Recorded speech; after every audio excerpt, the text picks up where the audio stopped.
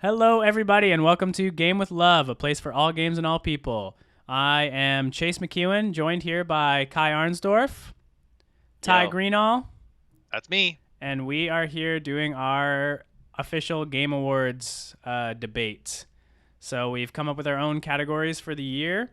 We've all covered quite the variety of games, and we're gonna, see how this goes, see what we choose. We thought we'd start with just a quick list of the games we didn't get to but wanted to. So Chicory, none of us got a chance to get to. Eastward, Toem, Shin Megami Tensei 5, Overboard, Psychonauts 2, which is definitely one of the bigger ones, Ender Lilies, Everhood, Subnautica Below Zero, Little Nightmares 2, and Kana.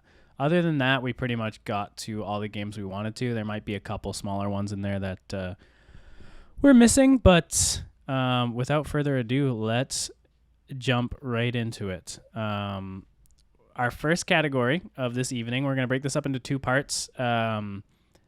The first part will be pretty spoiler light. There might be some character or like moments that are sort of spoiled, but definitely not to the full extent, where we'll go into that into part two. Part two is going to cover like best moment and game of the year, where we're going to get into like, a lot more conclusive spoilers, but just be And wary of any games we talk about here that they might have small spoilers for them.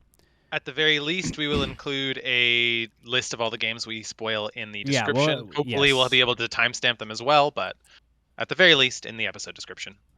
But yeah, we're gonna start today with best character.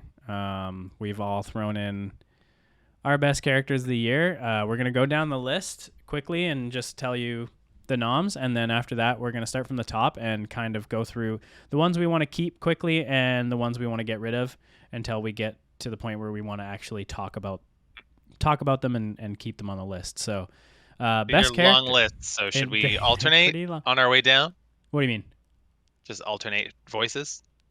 I don't know. I'll just read it all off. It'll be All right. quick, and then once we start from the top, we'll each get a chance to talk about each one. But Shoot for the stars. best character, we have Lady Demetresu from Resident Evil 8, the Duke from Resident Evil 8, Leshy from Inscription, PO3 from Inscription, Drax from Guardians of the Galaxy, Howard Loader from Backbone, Lightman from The Artful Escape, Moon Baboon from It Takes Two, Cutie the Elephant from It Takes Two, Dr. Hakim from It Takes Two, Lionel Nakamura from Narita Boy, Juliana from Deathloop, Colt from Deathloop, Chloe from Before Your Eyes, Ferryman from Before Your Eyes, Nagayuki from Guilty Gear Strive, The Grey Crow from Death's Door, Pothead from Death's Door, Jefferson from Death's Door, the main character from Unpacking, Lefty, Midi, and Righty from Spookware, the aliens from Echoes of the Eye, and Brewster from Animal Crossing.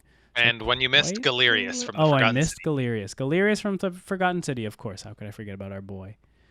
So we're Mr. going to Clean start from the himself. top here.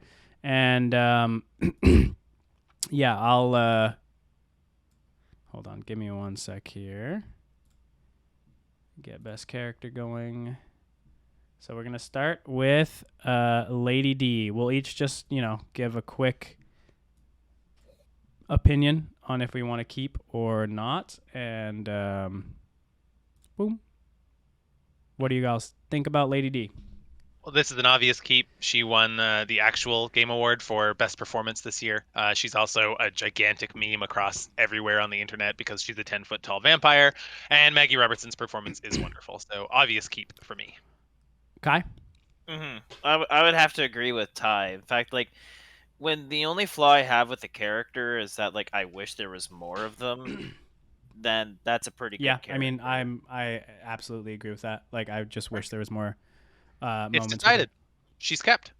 Yep. Lady D is kept. So the next character we have is the Duke, also from Resident Evil 8. What do we all think of the Duke? This would be my personal keep over Lady D. I really enjoyed the Duke's character. Like, at first, like, you don't really like trust him. He's just this weird fat dude that's kind of just selling you stuff in the middle of this village where everyone's trying to kill you. So you're Sits you kind of down like, and cooks you a nice meal. Yeah. but yeah, like by the end of the game, it's just like, yeah, no, he's just straight up your bro. Yeah, And he's a very good shopkeeper. I vote to keep as well for now.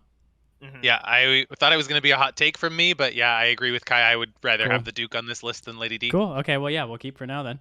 Let's move on to Leshy from Inscription. Keep or buy? Ty. All I say is keep. Yeah, I'm gonna keep. I say keep for Inscription as well. For Leshy, I mean Kai. Yeah, I'll say keep. Okay. We move on to PO3, which is a character Kai hasn't really been introduced to. I don't know. This is actually tough. This is tougher than I thought. I might say keep. Ty, what do you think? Starting off with some strong characters here. It's hard to get rid of them. You know, the really tricky part about talking about this character is not spoiling anything about him, but I think if it's between the two of them, I would rather keep Leshy on the list, so I vote to strike PO. That's fair. Yeah, I want to. Yeah, PO3 is also a very good character with a lot of depth, but I think Leshy is more interesting. So I'm with you for we can take PO3 as the first one off the list. Great. Next We up, had to start somewhere. yeah. Next up, we got Galerius from the Forgotten City. Ty. Mr. Clean himself. This guy is such a meme. For anyone who hasn't played the game, Galerius is basically your slave that stops you from having to redo parts of the game you've already played. He's not literally a slave, but you just basically show up and tell him exactly what he needs to do, and he goes and redoes all the parts of the game you've already played for you. So here's the thing. I have him also in Best Mechanic, which I think is more where he belongs, because mechanically that whole thing works a lot better. But as a character, he's like he's a nice guy, cool guy. Yeah, he's pretty much just a nice guy. He doesn't have a lot of depth to him, you know? Yeah, so I agree with that. I would vote for striking. Yeah, I agree with that. Vote to strike, but I vote to keep him in the other category. Yeah. So we'll take care of Galerius for now. This sounds like a strike. So yeah. Next up, we have Drax from Guardians of the Galaxy. This one is all Kai, as me and Ty haven't played it. But would you like to keep Drax? I think Drax is worthy of a keep. Yeah, you want to fight for him for later on the list? Yeah. His dialogue tends to just be like the best in that game, whether it be stuff that makes you laugh, or stuff that makes you feel for him. They really get across Drax's personality really well in the game. I like him actually more than the movie version, which cool. I didn't think I would say, because I love the movie version of the character, but I think the game version is just really a step up, because they actually focus more on Drax's personal inner conflict much more than most of the popular Guardians media does. Yeah, he was. I mean, he was fun in the movie, but he didn't have a lot of like personal growth. You know, it was more. Yeah, about... like there was that one moment in the second movie where like Mantis feels just like what his inner pain is, Mm-hmm. and the game very much decides to explore much more about that and do much more about that. Cool. Well, yeah, I'm fine with keeping him for now. So we'll move on to my pick, which is, where are you? Howard Loader from Backbone. The best image I could get. Sorry, everyone. Yeah, I'm going to vote to get rid of him. I just wanted to quickly mention him because he is a good detective. He's just like, or a good character. He's, a PI who kind of gets, bites off a little more than he can chew in the scenario he is in the game, and he's got a lot of really good quippy lines, but outside of that, he's not explored too deeply. I feel like the strong point of that game is the story and the visuals, whereas he's interesting, but not enough to hang with some of these other nominees. So I will take him off the list, but just wanted to give him his due. Gotta say, his design is spectacular. Yeah, his design is amazing, and there are a lot of good lines for him, but the furthest they really go is his lines. He's not super in depth, but good character. Next up, Lightman from The Artful Escape. Great design character. Interesting narrative. He's kind of a artist past his prime who's trying to hang on to those like formative years, which is just a really good baseline for a character. He's not the main character in the game, but he's definitely the one I connected with the most. And I just found his storyline interesting. But again, I would take this as a strike. He's not really the focal point in the game. He's a side character. He gets a decent amount of screen time, but I just liked the direction they took him, and being, trying to essentially relive the youth that the character is currently going through and relive the glory days. But yeah, I will strike him as well. But good character. Moving on to some Moon meme Baboon! picks. We've got Moon Baboon from It Takes Two. I don't know. Does anyone have anything to say about Moon Baboon? Kai? I mean, he is a moon baboon. He is a baboon from the moon. He is a baboon that loves. That's all he needs to to be space such a good character. And I like how he's kind of trying to protect Rose's innocence of sorts, because like they're trying to, like, at that point in the game they're trying to get tears from her, right? Yeah, To that part is really fucked up. They're trying to force their own daughter to cry, Yeah. so naturally they get stopped by their daughter's favorite Yeah. toy. To be completely monkey, it makes honest with perfect you, sense. if any character is going to make it for It Takes Two, I honestly think it's Moon Baboon. I think Moon Baboon is the most interesting character out of all of them, but I don't know what you guys think. Because like the only other one that I would put possibly as a nomination myself would be Cutie the Elephant. But For, Cutie like- Elephant's just a meme. Like, there's no actual depth there. Whereas Yeah, Moon Baboon I actually has, like, I don't know, a little I bit more. guess like what goes on with Cutie the Elephant has more of the symbolism in what's going on in the story. That's true. Loss of innocence, you mean? Kind of. Yeah. Like, But that's Moon fair. Baboon fulfills that category too. I honestly don't think any of them hang, but like, do you guys want to keep Moon Baboon for now, or do you think it's not going to make it? I want to strike it. Yeah. I would strike it. Yeah. Yeah, for as Worth- fun as Moon Baboon is, Yeah. not like the Duke No. level character. Yeah, but worth talking about. So I'm glad we at least talked about him a bit. And yeah, then we'll move on to Cutie the Elephant, who Kai already kind of mentioned. But do you want to like talk about it a little bit? Wait. Is Cutie the Elephant in there? What do you mean? Oh, we're putting her. It in wasn't there on. It was our on the copy list. of the list. Oh, it's on. Yeah, it is. okay. It's fine. Okay. Yeah, go ahead. Talk about it, Kai. I really love the, like, Ty, have you gone the Cutie the Elephant scene yet in It Takes Two? No, they're at the castle, right? That's where me and Caleb were just. Yeah, getting so through, that's we like haven't played it right yet. at the end of the castle. So like you're almost at the Cutie the Elephant stuff. And yeah, like if the scene with Cutie the Elephant doesn't make you feel like absolutely fucking trash, what happened? I don't know what's wrong with you. Like that scene actually almost got me to fucking cry. I mean, I don't know. It's a combination between funny though, and I don't know. I don't know. It's I just found Cutie the Elephant so cute. Yeah. Like who like doesn't? like I got really attached to Cutie the Elephant, like 2 lines of dialogue, and then you just have this Gone. horrible thing happen to Yeah. Cutie the Elephant, and you just feel like absolute trash by the end of the scene. So like I think it's my personal favorite scene in the game. Yeah, it's pretty out there compared to the rest of the game. But again, I think it's like it's worth mentioning as a small bit, but in terms of a It is full no rounded strike, character, yeah, it's worth a strike. So let's get rid of Cutie. And But then I did just want done. to talk about Cutie's scene, because Yeah. Cutie's scene is amazing. It so. is. Then we have Dr. Hakim. Fucking strike. Get rid of him. Big strike. I don't he's even know why he's horrible nominated. character. He's horrible. But that's He's I don't know. terrible. Yeah, I do not like him either. He's annoying. Like by the He end never of has anything la- insightful to say. no, what the last couple scenes of the game, you're just like, fuck this guy again. Like not I was feeling that from the start. yeah, and I don't know. I'd say there's maybe 2 or 3 lines from him I chuckled at, but it's also important to note that we nominated 3 side characters from this game and not the main characters, because the main characters are both just Not worth Like, talking they're about. both worth just discussing, assholes. really? They and both that's suck. it. They just Yeah, they're get a both divorce. assholes. Like, honestly, I was cheering for them to get a divorce the whole time.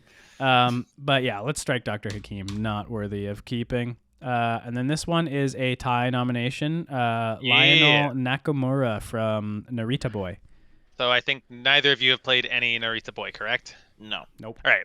So I'm going to be pretty spoiler light, but Narita Boy is a Tron-like experience. If you guys, I'm sure you've both seen the movie Tron. I know that for a fact. So, and Lionel Nakamura is the creator of both the machine that the game is running on, the console, and the game itself.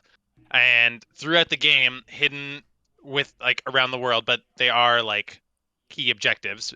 You need them to beat the game, but hidden throughout the world, there are these like moments from his life that he coded into the game in like video form, and you get to walk through them. And yeah, without spoiling too much about what's going on, like you get to see this man's entire life basically, and the course that he takes, and it is just a wonderful journey. I vote keep, but You wanna guys keep? haven't played it, so Yeah, I mean keep. that's fine. If you want to keep, we'll keep for now. Great. And then we are on to Juliana from Deathloop. Kai, we'll start with you. Me and you both played this game. What do Yeah, you we think did. of Juliana?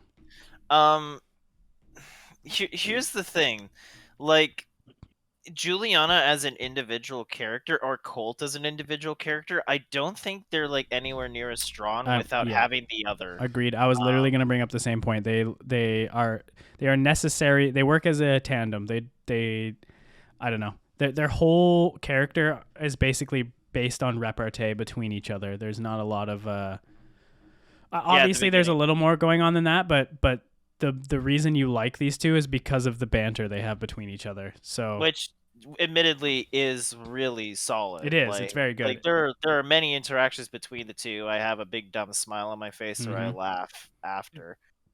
They just have a really good chemistry together. But but if I'm gonna put them up as like best characters, I feel like they kind of have to be like best characters just kind of on their own. Like as a duo.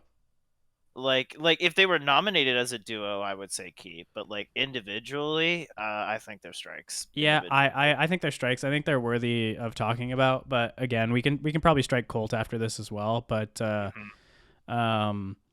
yeah, their banter is great. I would say as a character, Juliana probably has the upper hand. She just like seems to be in control of Colt the whole time. Like always has the upper hand in dialogue and in scenarios, and it's really great. And she's like loving it. Like you can tell she's just having a ton of fun being in the know while Colt isn't. Yeah, it is fun to have Colt like not think he's an asshole, and then like as the game goes on, it's just revealed he's more and more of an asshole as it goes on, and that's fun. But again, yeah, I don't think they really work individually, but they were very fun characters to engage with together. But yeah, let's strike the both of them, Colt and Juliana, and then we have Chloe from Before Your Eyes. We all played this now. Hooray! Yay! I love this character. Probably my favorite character in the game.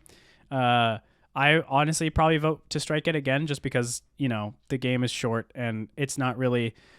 Personally, it was just a really strong character moment. And it was like, from the first dialogue she utters, I was like, oh man, this is absolutely like a best friend character. Like this is someone who I could meet in real life and be like, yeah, I would connect with this person. But I just think all of her dialogue is very strong, and like there is a hidden depth to her. Like you kind of have to infer like what happened in her family. That's true. Yeah, you're right. There is a lot more going on. Yeah, I mean, yeah, she's a great character.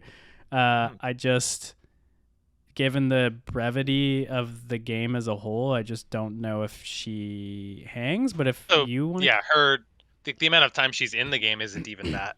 But like the amount of time anyway, but the amount of time that she is in the game like completely enhances the experience too, right? It's true. Yeah, I guess length of time a character is in a game doesn't really matter. You can it's even a strength if you make a strong character in a short amount of time.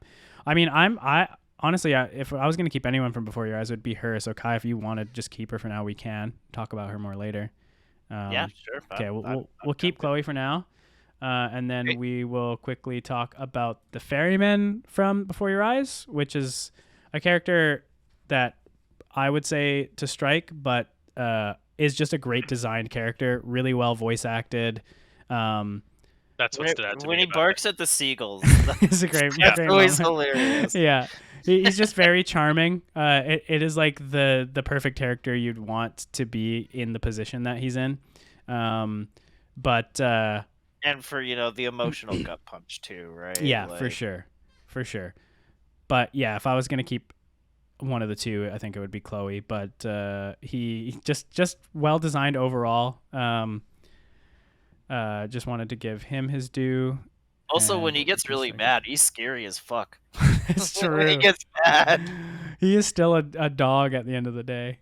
Mhm. Let's move on to Nagaruyuki from Guilty Gear. Kai, did you play this at all? Guilty Gear?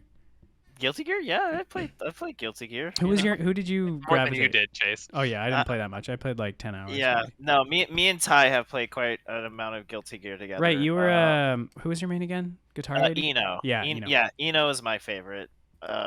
Eno's just got so much goddamn personality. Eno is It's dope just- as hell. We tried to go, I think everyone in Guilty Gear could not be nominated for this category, but we tried to go with one of the newly introduced characters. Just because all the existing characters kind of came out in games 20 years ago. So. Yeah. He's Again, also a vampire samurai. he is. and He's that's dope. just awesome. Like character design wise, he's great. Obviously, I don't think he hangs because he has no, he has just little quips of dialogue. He's not really a well, developed we haven't character. played, well, quote unquote, played the story, even though it's Yeah, like what. I mean, I guess He's that's also fair. scene. Yeah, he's also the final boss of the game's arcade mode where he gets a little Yeah. bit of dialogue. Okay. But yeah, And he's there not are like really. super hard versions of him and stuff like that are Right. fun to I mean, find, but- I could see on someone else's list him being higher, but for us personally, I don't think we really, like we if there don't- was like a best fighting game character category, like he For would have sure. an absolute good unfortunately, not enough shot. But fighting games come out every year, which is a disappointment because fighting yeah, games are rule. usually there's like the one big one, and like that's it. Like every So year. as much as I like having him on this list, just to acknowledge the character design that Guilty Gear has in it, Yes, it's like worthy of praise. I think he's going to be struck from our Yeah, later in the game discussions. yeah, but he is cool. So let's strike him, and then we've got moving on to some Strike him with style. Death Doors. Flash. Death's Door nomination. So we start with the Gray Crow from Death's Door. Kai, did you play this? I know me and Ty did. No, I have not played the Death Door.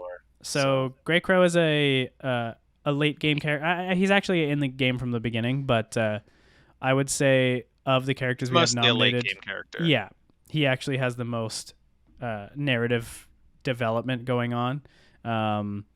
Ty, do you want to talk a little bit about the Gray Crow? Yeah, sure. I mean, I think his design is really great. I think right from the first moment you meet him, you get a good sense of the kind of person well, I guess he's not really a person, he's a bird, but the kind of character he is. I don't know. I went into this thinking I would want to strike him, but I kind of am tempted to keep him. Yeah, I mean, I think it's worth keeping because we're probably going to strike the next two after we talk about them. But we can go more into him later. But I agree. He is a cool little curmudgeon who has a lot of cool themes built into him as a character. So we'll keep him for now.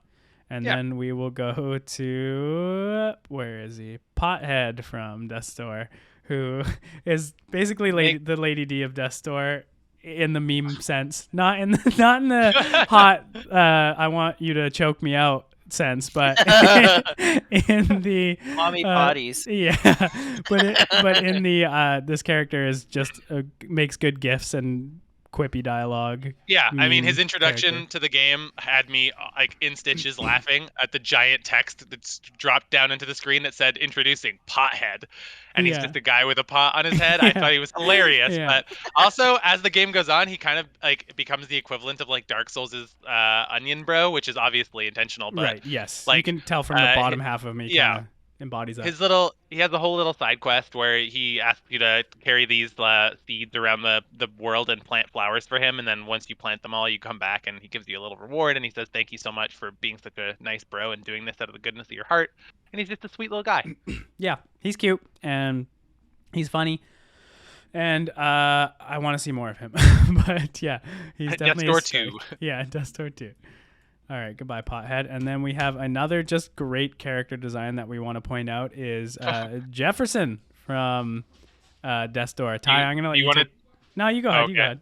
I'll describe Jefferson as well. Mhm. Okay, how do I describe Jefferson? So, Kai, picture this. You roll up slowly into a seaside town, and hard rain like batters against the docks, and you can smell the seawater. Set the scene. There's a neon sign flickering in the distance that advertises hot noodles. So you go inside for a nice bowl of ramen, and before you, as you walk through the door into the ramen shop, you see a corpse wearing a bright yellow rain jacket being puppeted around like some kind of sick Pinocchio game by a squid hanging from the ceiling. Yeah. Then the squid begins talking and asks you what you'd like to eat.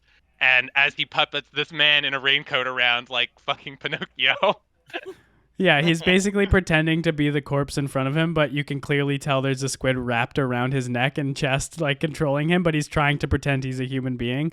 It's really good. So he's like Octodad. And he actually like does feature a narrative purpose to the game too. He exists to like if you go into the shop and order food from him, he'll give you hints as to secrets you've missed and like where you should be looking to go around. And then late in the game, I don't want to spoil it too much, but you do get a side quest where he's pretty involved. So yeah, I think he's just an amazing character. But yeah, how long is Death's Door? Like 8 to 10 hours? 10 to 12, I'd say, but I 100%ed it, so I might be a little over. Okay. Right. But yeah, just another well-designed character in this game. Character. He's so silly. The squat, like the squishy squid sound effects as he like lumps the arms of this guy around to make you a bowl of ramen is just hilarious. But yeah, he needed his due, but he can definitely be stricken. Yeah.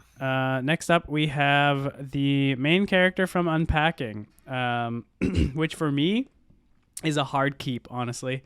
So the way this game works is it's essentially just a game where you're unpacking.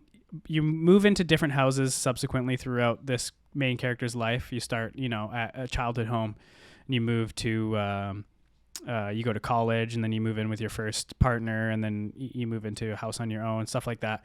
But you're just unpacking things into different rooms, and you don't ever see or hear or see dialogue from the main character. But by the things you unpack and where you unpack them and the things that you keep throughout the next houses, you learn so much about this character. Like I've never connected with a character that I never saw before like this. And I just think it's definitely worthy of praise. Ty, you played this as well. What do you think?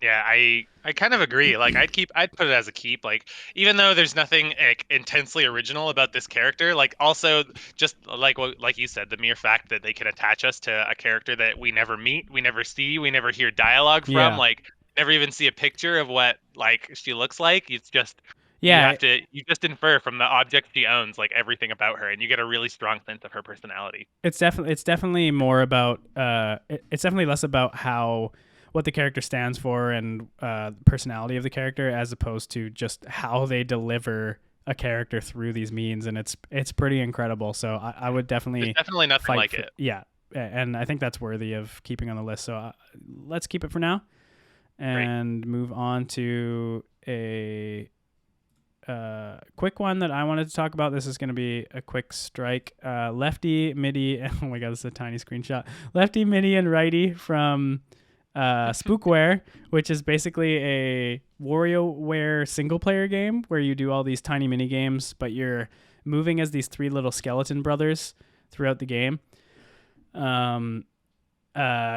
It's not worthy of keeping, in my opinion, but they are just very funny, and they all have their own very unique personalities. And I enjoyed the small adventure I took with them, where they're just kind of riffing on everything that happens. Like they get into these ridiculous scenarios and just roll with it. But you have Lefty, who's like the really nervous one. He's like, I don't know if we should do this. And then Righty's just like putting on shades and just like, yeah, come on, we can pretend we're in this band. And yeah, they're great, but definitely gonna strike them off the list. we're getting down there. Let's move on to the alien species from, where are you? Echoes of the Eye. Again, quickly touch on this. I would love for this to hang, but it's not worth it for me to fight for something that is too, I don't know, delicate to talk about right now.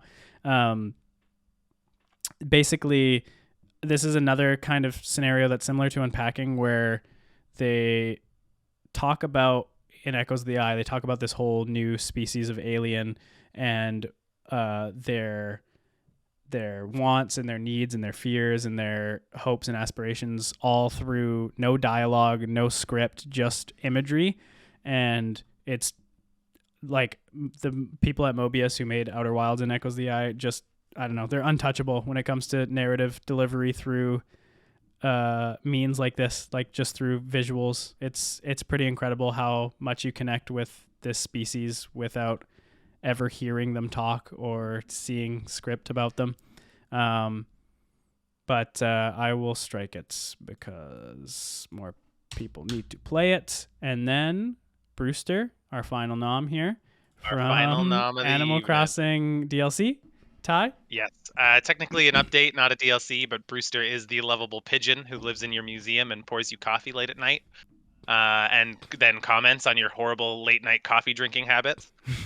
He's just an adorable character. We can strike him if you guys want. I would honestly keep him, but I am also glued to my Animal Crossing. I check in with it at we're least getting once a 1, week. 2, 3, 4, 5, 6, 7. We're getting down there. If you want to keep him, we were gonna do top 3 and then 2 honorable mentions. So if you want to keep him, I'll argue to keep him, if only for the fact that he's a character that I am. The way they deliver, I'll say, the way they deliver his additional dialogue has you on the edge of your seat every time you go to talk to old Brewster. Okay, yeah, let's keep him for now. So let's go back to the top of the list here and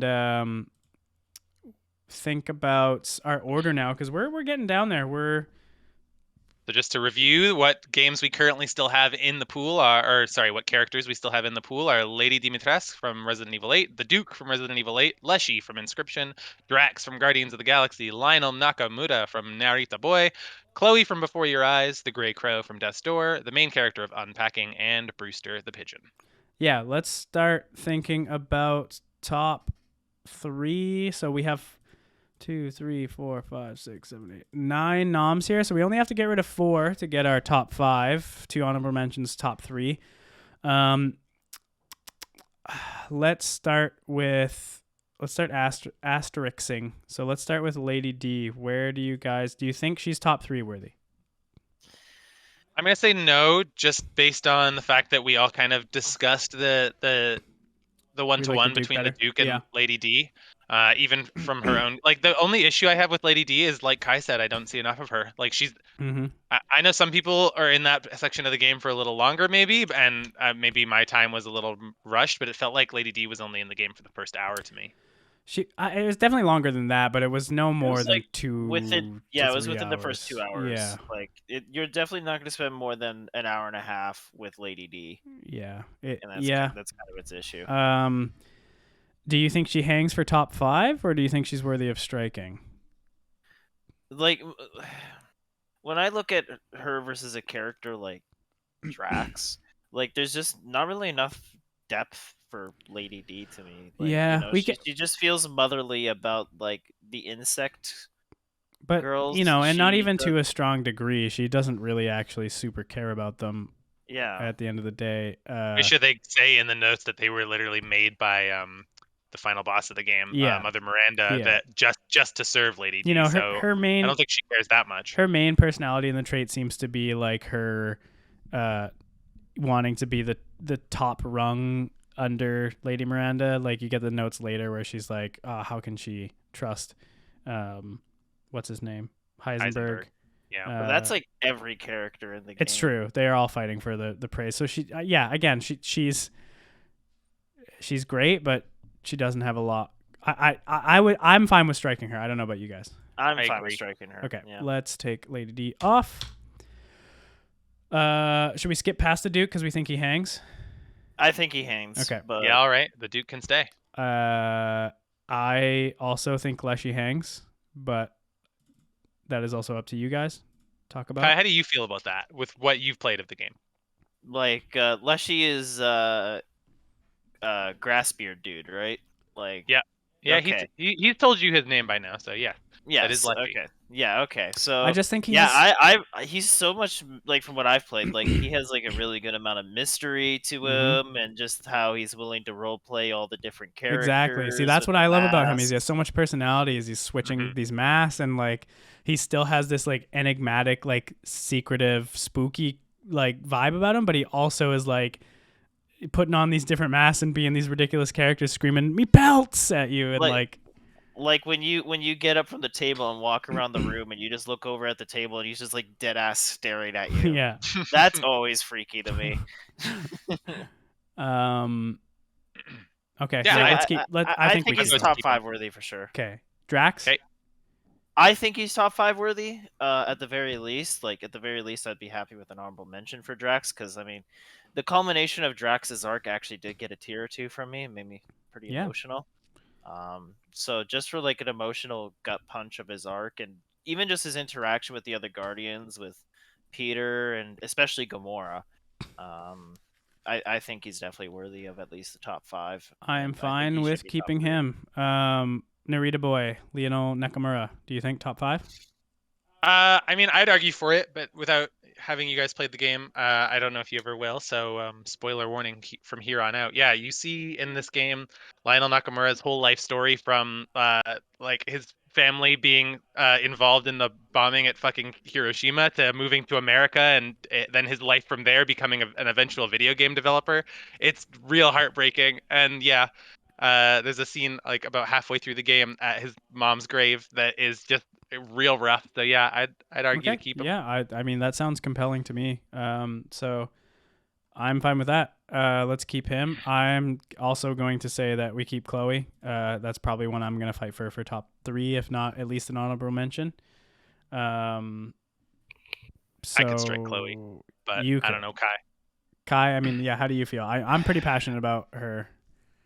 Cause like You kind of swayed me here. I think that I was going to say that she's not in the game long enough, but then you kind of made a good point. Is like it doesn't really matter. She's pretty like it depends on how you feel about the moments that she is there for, and she does have a lot of character. Like you get a good sense of who she is. You know, she's also a child, so she doesn't have to be that in depth, but you get a good sense of why she has these boundaries and certain things about her because of what's going on throughout the game. And yeah, I would vote to keep her for at least top 5. Yeah, I wouldn't argue for first place, but I think she could make top 5 for sure. Like unless Brewster is like a hiddenly in-depth character, like I think Chloe would probably be over someone like Brewster. I mean, yeah, we're definitely. I think let's keep Chloe for now. But I think I mean this is me and Ty topic here, the Gray Crow though. But I think he could probably get struck at this point. Yeah, I think at this point against. But we could talk a little bit more about him as a character. Like I do like his. You know, the whole game is kind of themed around the fear of death and wanting to stay alive for as long as possible, and his character encompasses that really well. And he's been around in the basically doing this job you've been doing for a very long time. Without spoiling too much, he's essentially like the main character you play as and this guy are both like Grim Reapers, and they cannot go back home to where they come from unless they collect the soul that they're here for. And for plot reasons, the soul he is here for is completely unreachable, and he's been stuck in this mortal plane for a very, very, very long time. And that drives him to some actions that maybe he shouldn't take. I don't know.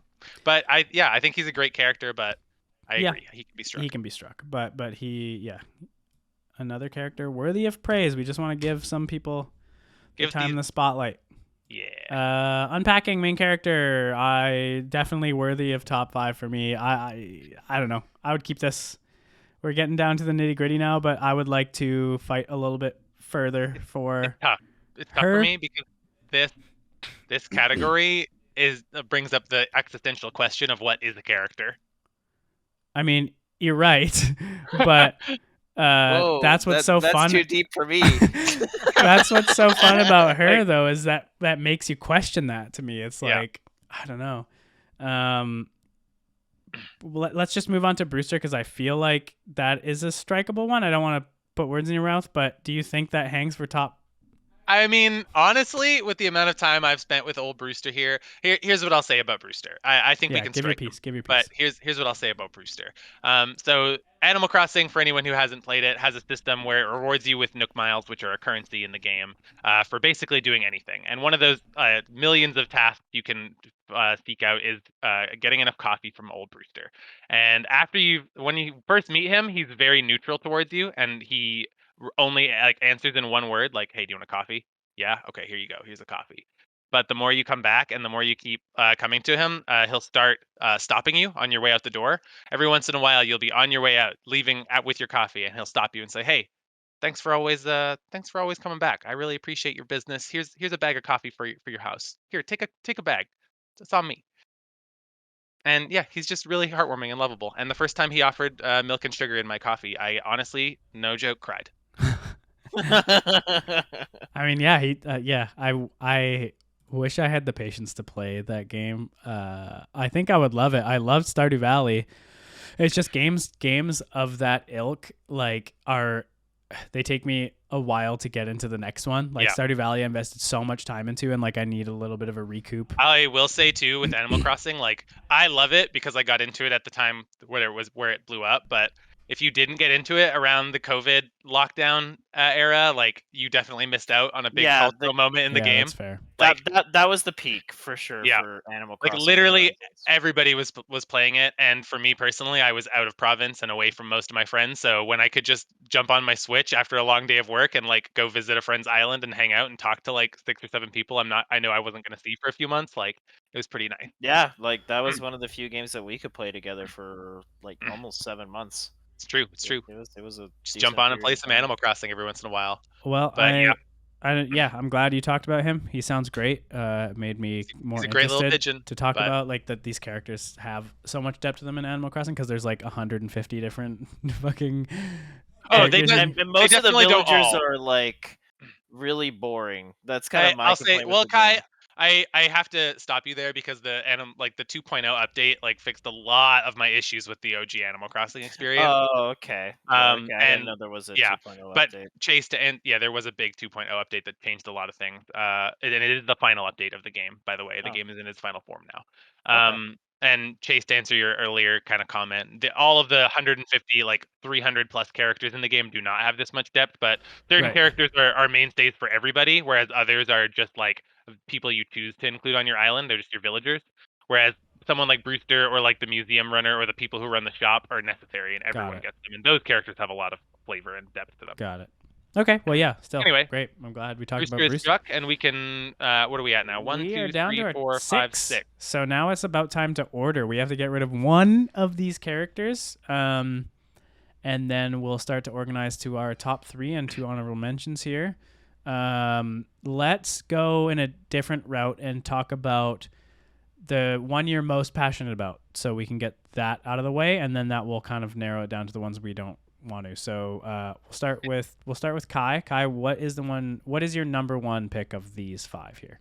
6. Like for the number one pick for me out of all of them would probably be Drax.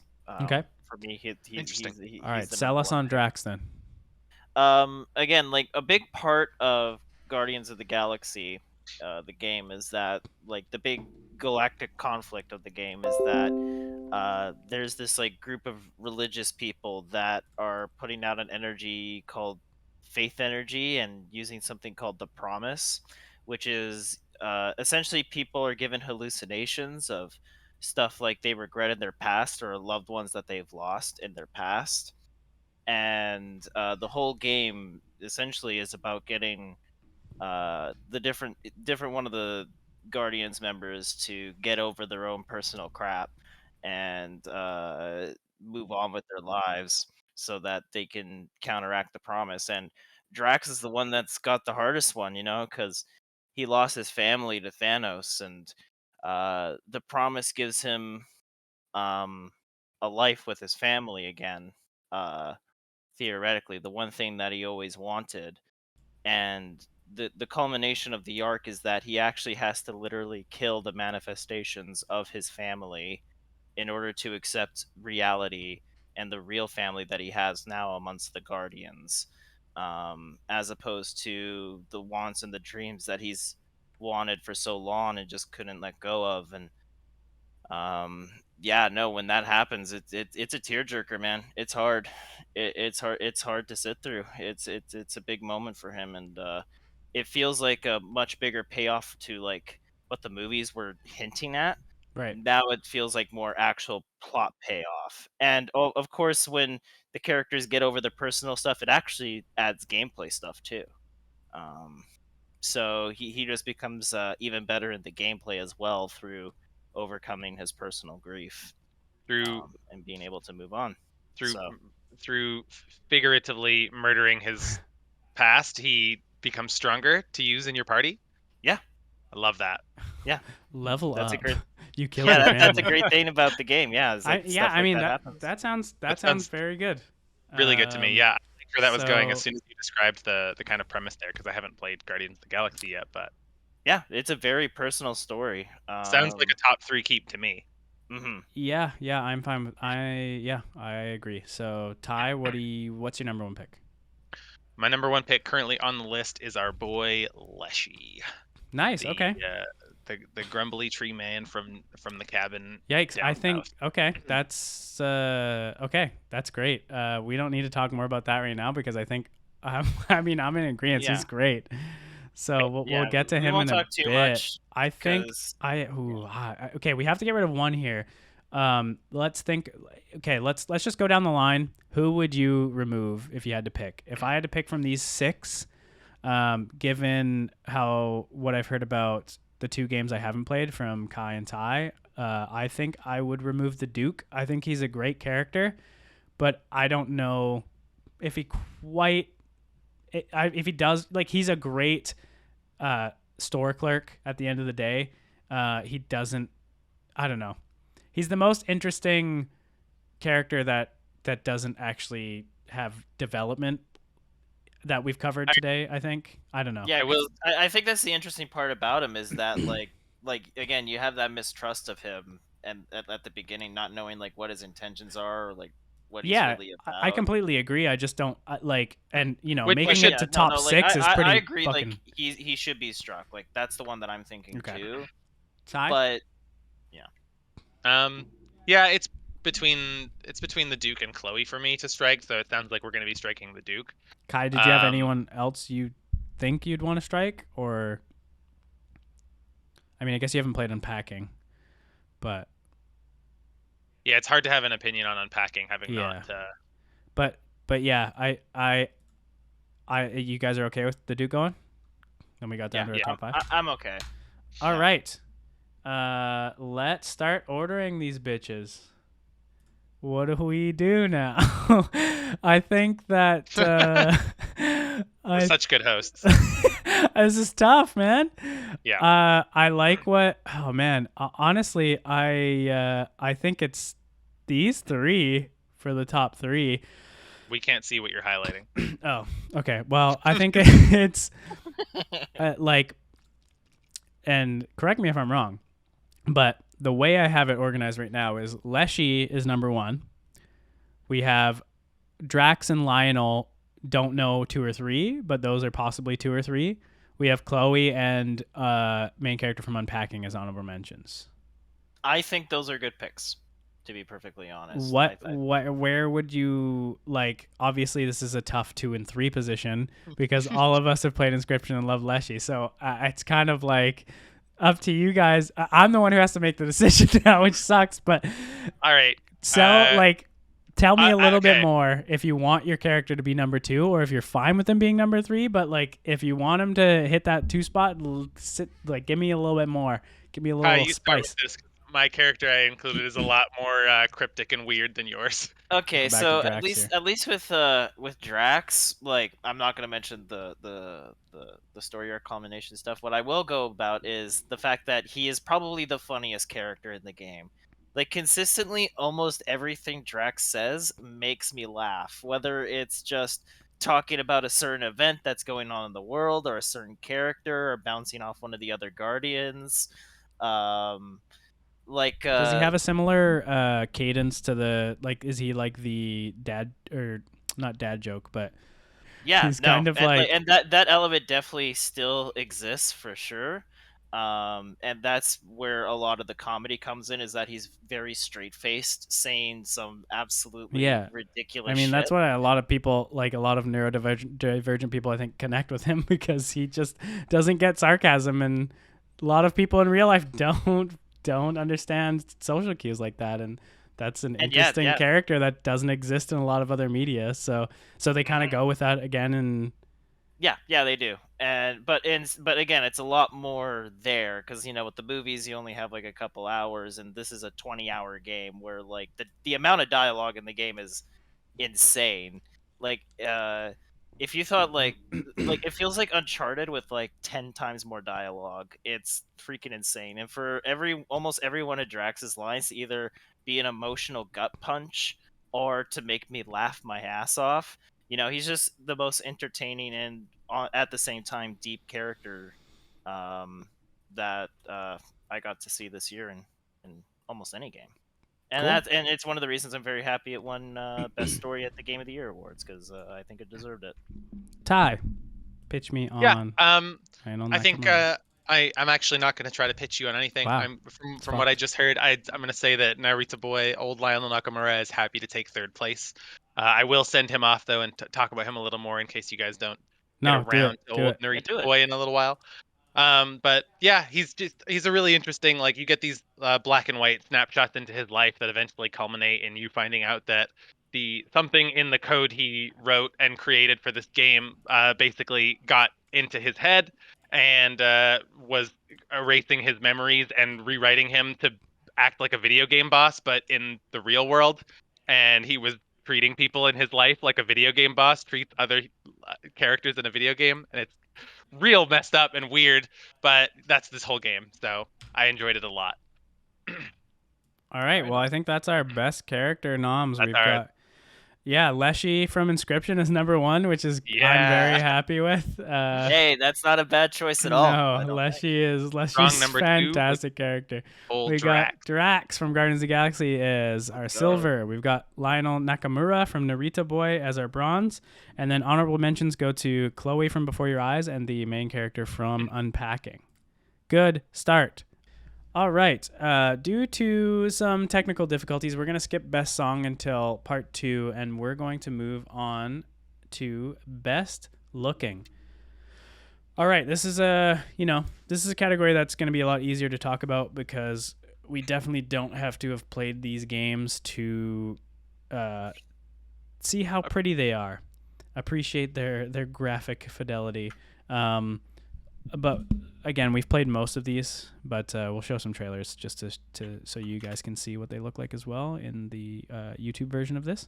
So best looking, we have Sable, we have Resident Evil 8, Ratchet and Clank, Artful Escape, Inscription, Backbone, It Takes Two, Demon Turf, Narita Boy, Death's Door, Kena Bridge of Spirits, Eastward, Little Nightmares 2, Genesis Noir, Toem, Solar Ash, Psychonauts 2, Halo Infinite, Deathloop, and Griftlands. So let's start at the very top with Sable. Keep or strike, everybody. Definitely a keep from me. Keep. Hard keep. Yeah, it's a keep. I'm just looking at images of it now, and I This really like is- the Star Wars Tatooine vibe going on. Yeah, it's got a lot of that. I mean, yeah, it is unlike a lot of games I've seen. It's got like this weird pointillism going on, but also like the variable frame rates between the character animation and the rest of the environment. It's I think that it is a hard keep. It's very simplistic, but also very eye-catching at the same time. Yeah, it Mhm. strikes. I mean, there's a reason that this game popped off from a Twitter post of it. That was the first like thing anyone ever saw, was just like, here's what this game looks like, and everyone was like, holy shit, yeah, I want to play this. It goes to show how far art direction can take your game. Yeah, for real. And then we have Resident Evil 8. Keep or strike? Now, it's not that Resident Evil 8 is a bad looking game or anything, but I don't know if there was enough for it to really like stand out to me as like, Yeah. oh, this is great looking, you know? Like Agreed. even with the ray tracing like on PS5, which I use, like it barely made a difference in the game at all. Like and it tanked the frame rates to the point where like I switched it to the 60 FPS Yep. mode and I didn't notice a single fucking Dude, difference. I feel the same way. Like me and you have pretty comparable graphics cards, and the fact that it was dropping frames on Ultra is like just not worth it. Like the barrier to entry to make this game look the prettiest it can be is too high, and then I don't know. It's a good looking game. I think the best thing personally it has going for it is the motion capture. Like the facial animation is really good. Like especially if there's the one scene where the witch is like cackling at you, and I was like, holy shit, this looks incredible. But and its art direction. Yeah, the Its art direction's good too. There's a lot of scenes. Clearly designed with VR in mind too. Like, You think so? oh, the facial animation and everything. That's true. Yeah. Yeah, I'm assuming there's going to be a VR version of the game. Eventually, just like with Resident Evil 7, actually where it was looking a at later the release. and scenes 4 in this video right now, yeah, that seems like it'd be Yep. a VR game. I would say it is a really pretty game. Like it looks really good and everything, but also thinking back on Resident Evil 8 versus 7 is like I appreciated the atmosphere and the art direction of 7 so much more. Yeah, 8 sure. 8 is more my speed. I love the gothic, like Salem witch, like that kind of vibe, but 7 is way more unique. There's nothing like redneck, like swampland games out there. Like it's just more. I mean, there's Red Dead 2, but but not in a horror atmosphere. To interject, like the one thing that 8 definitely did way better over 7 is, you know, enemy variety and art direction and just the normal enemies. Yeah. 7, it's literally true. Like I don't care if they crawl, one's fat and one walks. They're the exact same enemy. Yeah. And it's the same enemy from start to finish. And there's no differentiation. But 8 has a lot more of that going on. So I wouldn't blame somebody for like just enjoying playing through 8 more than 7. But I'm glad we can strike that one off the list. Ratchet and Clank. I think this one's a keep, personally. It's not just the amazing art direction, but the motion capture in the game is so great. It feels like motion capture I've never seen before because it's very stylized motion capture. It's very Saturday morning cartoon, over the top animation sort of motion capture, and it just looks phenomenal, and it never loses a beat when it comes to its motion capture. But also just the level of detail in the world and the fact like you don't need a loading screen in the slightest for any of it is crazy. Like everything just loads in, and like you see like Ratchet's fur and Rivet's fur is immensely detailed, some of the most detailed fur I've ever seen in any game. I agree. I am definitely more of a unique style over graphical fidelity type person, but this kind of hits both of those. So if I was going to keep anything that looks just really next gen, it would be this. So I'm fine with keeping Ratchet and Clank for now. Agreed from me. I want to keep it too. Okay. Artful Escape. Kai, have you had a chance to look at what this game looks like? I've only seen those pictures from the Game Awards nominations, and that's it. So I'm gonna go take a quick look right now. If you guys want to talk about it. Yeah. Ty, have you seen it at all? I mean, you've seen trailers, right?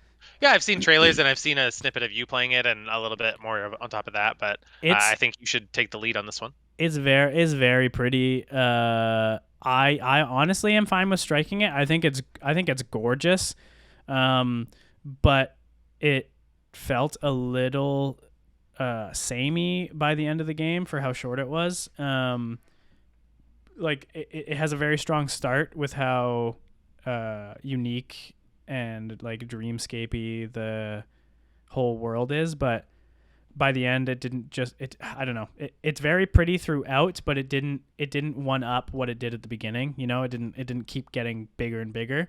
It was consistently really good, but it wasn't like another wow moment after like the first hour. So I think it's really good, but I would definitely fight for a lot more other stuff on this list, so I am fine with removing it. But Kai, did you Yeah, have a chance to look at it? You like the Yeah, way it looks? I'm looking at it now, and I'm just quickly skimming through like the YouTube walkthroughs, like YouTube bar, just to kind of see like what the art direction of the game is, like through the whole thing. And I think you bring up a great point. It was like when you were saying it was looking very samey. That's when I was looking through. I'm like, yeah, this game does kind of look samey throughout, from beginning to end, and it's gorgeous. Like I really love the look of the game from what I'm seeing here, but yeah, like if I were to play it and it was just samey towards the end, like by the end I would just be kind of like sick of the game and just like Yeah, ready to. I didn't definitely didn't hit like sick of it. It was just like it was like a through line of enjoyment, but I don't know.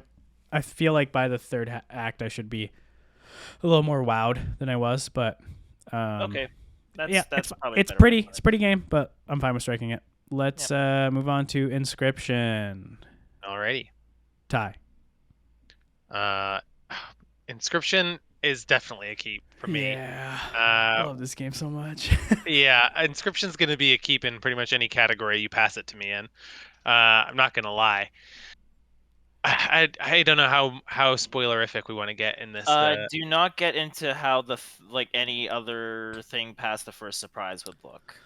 I mean, like, we don't really need to. okay, actually, yeah, here, just- I could say something that's not too spoiler. Okay, yeah, you go ahead, Kai. The fact that the game is able to change how it looks so drastically in just basically right in front of your eyes is incredible. And everything that, like, so far from what I've played that the game sets out to do art wise and fidelity wise, I think it really succeeds in. Again, it's just another example of how art direction can really carry your game over just straight up graphical fidelity. Even though the lighting is great, the lighting is amazing.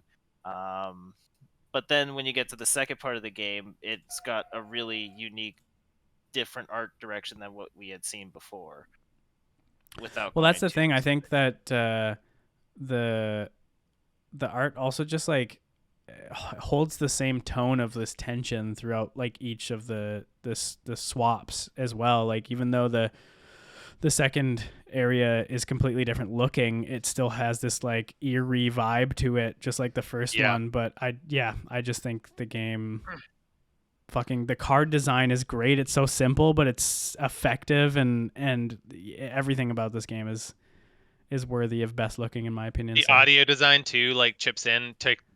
God, I wish we had an audio design comment just because just keeps you so unsettled, even when like the tone shifts into the second part of the game and things visually are very different. Like it still keeps you on your toes with that audio design in your ears at all moments. Like it's so creepy and weird. And yeah, I will also say like every art style this game pursues, it achieves very well. Agreed. In spades with. Yeah, just a really cool game that I don't think we are going to see anything quite like for a really long time. Yeah, I hope games are inspired by it because it's great. Yep, so too.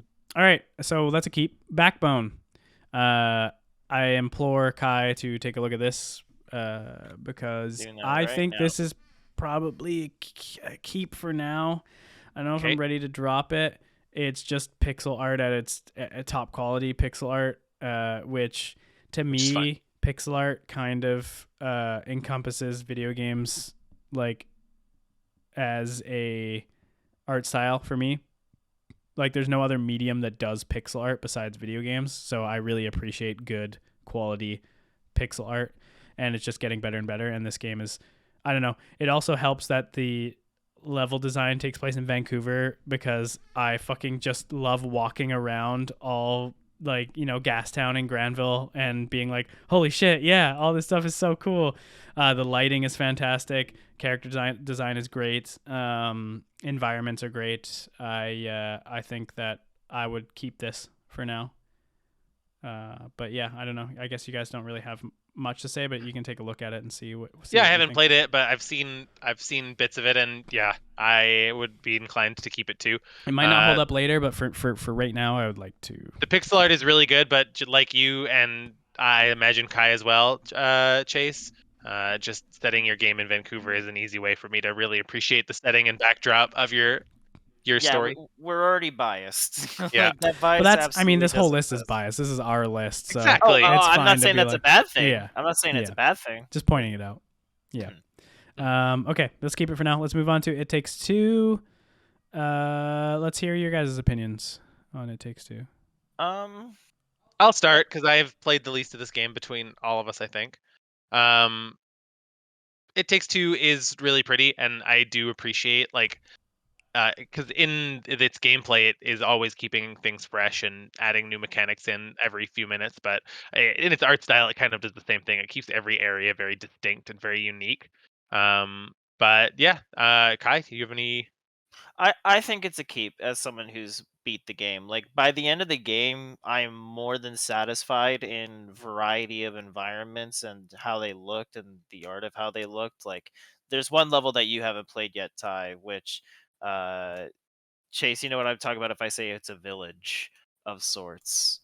Like A ice? little bit of ice. Yeah, there's Yeah. a little Okay. bit of ice. Yeah. Yeah, Then yeah. yes. Like the direction in that part of the game is Yeah. absolutely fantastic. That's where this game holds the highest weight is in its just environmental design is incredible, and it just keeps getting better and better as the game goes on.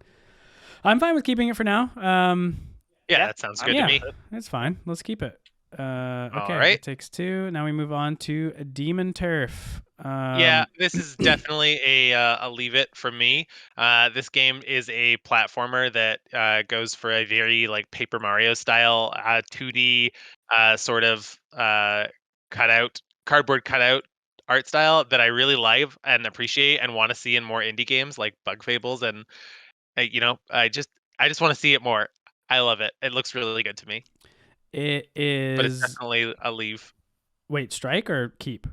Strike. Strike. Okay. Yeah. Yeah.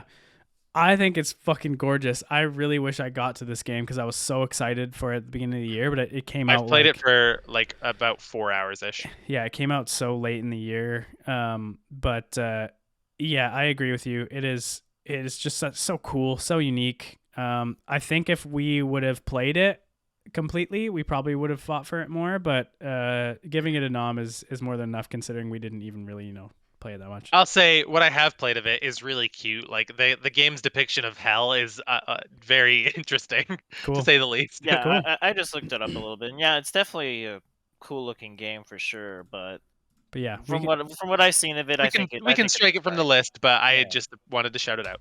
cool. All right, now we're on to Narita Boy, another Thai coverage. Yeah, this one I want to keep though. This one is really cool. This one is just literally unlike any other game I've ever looked at. I don't know what to tell you. Like I can describe it as Tron-like. I can describe it as retro and 80s, but that doesn't really do it justice. Like the first time you get to ride a horse in this game is like just a moment I could not even wrap my brain around right now, and I went through it in the game. Yeah, Any notes from you guys on what you've seen? I mean, it is very pretty and it is very stylistic, and that's the kind of shit I want on this list. So I am also fine with keeping it for now. I don't necessarily think I would just looking at it would keep it for top 3 or maybe even top 5, but for now I think it is fine to keep. I think it is very, very unique looking. So let's just keep it for now. Yeah, I agree with Chase on this one just from looking at it very briefly. It is a very good looking game. I really like the style of this, the art direction that I've seen so far, and just a couple seconds that I've seen. But I don't know if I would put it top 3. I would want to play the whole game before I would decide something like that. But well, I could it sounds see like we getting can an honorable mention at the leave it as a very keep least. right now. Yeah, yeah, we'll keep it. Great. Death's Door is very pretty. Yeah. I don't know. This kind of sounds like a strike already. It's very polished and very pretty, but it doesn't do anything. Well, I don't know. I'll say that. Let me talk a bit about it, and then I'll decide if I think it's a strike or a keep at the end of my little rant here. I'll see if I can argue myself into or out of it. Death's Door does a couple of things that are genuinely great bits of visual humor, like the pothead joke, and a couple others throughout the game, like Chase when the frog boss first shows up. That's a really cute little visual gag moment. I really appreciate like stuff like Jefferson and designs of characters like Door Lord and the Grey Crow and like the 3 main bosses of the game, like the first 2 are much more interesting than the third, but still I like all 3 of them quite a bit. But the environments do get a little bit samey, I think. So I would vote to strike, I think. Yeah. It is very polished art style, and it does have some environmental changes, but yeah, I agree they are a little samey. Character designs is its strong point, I think. Enemy designs are fine, but I think besides bosses are strong, but I think overall it is very pretty. I just like if we're gonna have to cut things, I could see this getting cut. Yep. Okay. I'm okay with that. Let's get rid of Death's Door. And we are on to Kena, Bridge of Spirits. Thoughts? I mean, Kena's got to be a keep, right? Like, this game's insanely good looking. Even though none of us have played it, it is worthy of fighting for top 5. It is gorgeous. It is literally a Pixar movie on the PS5. Like, I don't know. It is absolutely the same quality. Like, there's definitely gonna be a point where I play it for sure. Like, me too. I as well. But I watched Sean play a little bit of it, and yeah, it's just it's really pretty. And I know a lot of people have said that it's just the gameplay wise, it's kind of just a basic I don't know, adventure style game. But a lot of people said that about Death's Door, and it's like, I don't know, if you do things well enough, I don't really care. Like, you don't always have to innovate if you have. Kind of like if someone says like a Rift Apart is just a Ratchet and Clank game, but like, that's a really solid fucking game. So like, it can is that be really a bad thing? It can be dismissive of what the game actually offers. Like, if this game's strong point is its graphics and it does everything else like to a at least good level, like that is fine by me. I still want to play it. So yeah, let's keep this. This is not worthy of striking yet. Yeah, no, definitely not. And then we move on to Eastward. We move eastward. I'm gonna look up a lot of these games. That's okay. Yeah, because I just been playing so many older games. Yeah. Eastward is very pretty. It is another like, I don't know, top quality pixel art game. I think I am fine with striking it, especially considering we haven't played it. But because it's super pretty. Because Backbone, I think, looked better from the quick little bits that I'm looking at this. Like, I think I prefer. I mean, Backbone. I wouldn't compare them. They're pretty different, but they are pretty different. But when I'm saying what I would saying. personally prefer, yeah, I think Backbone would be what I would personally. It's got a lot of style. It's got a lot of charm in its animation, and it's. I'm really excited to get to Eastward eventually, but yeah, I'm fully okay with striking this from the list. Again, we can't really talk about environmental depth or a lot of other stuff. It's just pretty from what we've seen, but I am also fine with striking it. So let's get rid of Eastward now. And then we are on to Little Nightmares 2. What do we think of this game? I think it is very pretty. I think it would be. I think it's horrifying. Yeah. In a pretty way. I think it would be a lot more impactful if the first game didn't exist, though, because the first game is wholly unique in its art style. Like, there's not a lot of games at all that look like that. From what I've heard, Little Nightmares 2 just improves on everything, which is awesome. But I mean, it can't super be a knock that it's something we've seen before. We've seen Ratchet and Clank before. It is a prettier version of Little Nightmares 1, but again, it feels, for me, if any games on this list that I'm going to fight for games that I haven't played that are pretty, it's probably going to be Kena. I don't think it'll make top 5, but it is definitely one of the most unique looking games of the year. And I fucking love horror. I'm very surprised I haven't played this yet, but I'm looking forward to it, considering that I've played the first one. I've got to say, the designs of the humans in Little Nightmares, there's just like, they're very unique in the world of horror, and it's really entertaining every time a new one comes on screen in this game. Like, they're great. And yeah, I've been spoiled. Little Nightmares 2. I've seen quite a bit of gameplay from it, and later on in the game, there's a certain character that I don't know if I want to spoil for you, Chase, especially considering you just mentioned how much you want to play it. But there's a certain character that I think anybody listening to this will know what I'm talking about, that is just nightmarish and wonderful in design. Yeah. I mean, I don't know. Let's get rid of it just because I feel like we can't really add too much more to the conversation because we haven't played it. Okay, sounds good. Yeah, because I was about to But say, it's yeah, very pretty. looks really pretty. It looks really atmospheric and pretty from what I've seen. So Yeah, I could see me having played this, being fighting for top 5, but since I haven't, I can't really, Yeah. just based on trailers. Genesis Noir. This might be another game that potentially could be kept just because, goddamn, what else looks like this game? It is like a noir detective universe exploration, like, I don't know, black and white. It's very cool looking. It's almost like a pop-up storybook style to it. Yeah, I think it's mainly a point and click adventure. But it just visually is very, very striking. I honestly, I would keep it for now. Even though I haven't played it, it is like just looking at it is enough. It's very Yeah. striking, not a like to lot. look at. I don't know if it is all that unique from what I have seen, but yeah, I don't know. I'd probably strike it, but if you guys want to keep it, that's fine with me. If you want to strike it, I am fine with striking it. I just think I think it would be closer to the top 10 rather than the, Yeah. if we're gonna get rid of it, it's worth Yeah. mentioning that it'd be up there. But Mhm. I am also fine with striking it because there's more I'd want to fight for. So Okay. we got to strike things at some point. Let's get Mhm. rid of Genesis Noir. Toem, also fine with striking. It's just very cute. Yep, agreed. Not much to say about it. I like some simplistic art styles like this. I really like bold line kind of art styles, simple character designs, and it hits a lot of good notes. It's very clean, but I've got to say, just a little note for us for next year's Game Awards, maybe a category entirely about how games look isn't the most interesting in an audio medium, a true, podcast. true. But a lot of people But, have played yeah. these games, so it's fine. True. I just joke.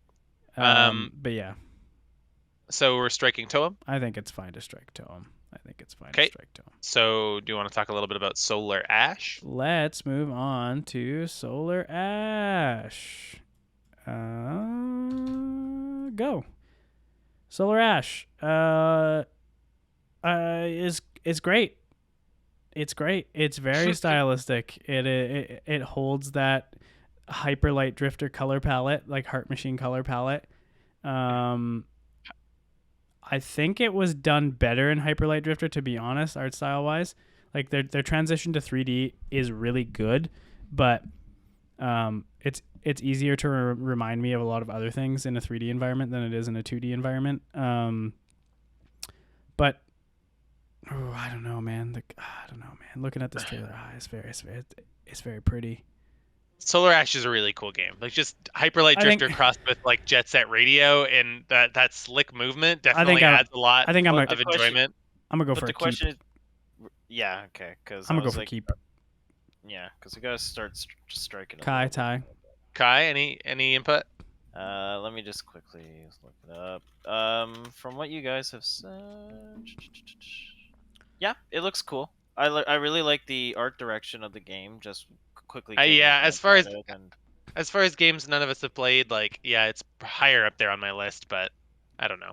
Yeah, I don't know if it's a keep. I think I'm okay with striking it. We'll strike it. But that's not to diss the game at all. It does. No, you're dissing it, man. That's fucked up. I'm gonna tell I'm gonna tell developers. Yeah, make them cry, please. Tell them on us. Yeah. Okay, let's move on to Psychonauts 2. Yeah.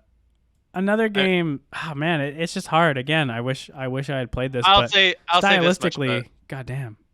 I'll say this much about Psychonauts 2. Yes, stylistically, Psychonauts is amazing. It was amazing a decade ago when the first game came out, and it still is amazing. But also, from everything I've heard about this game, is that it doesn't really do a whole lot to improve or change up the formula from the original game. Even like in the writing, like not even about the look, but everything about the game like is very shackled to its predecessor. So I am fine with striking it, but it is very pretty. It is. It's got nice lighting to it, and again, it's just the Psychonauts art direction, which, as you mentioned, which is great. Which is great. but yeah, I'm okay with striking it.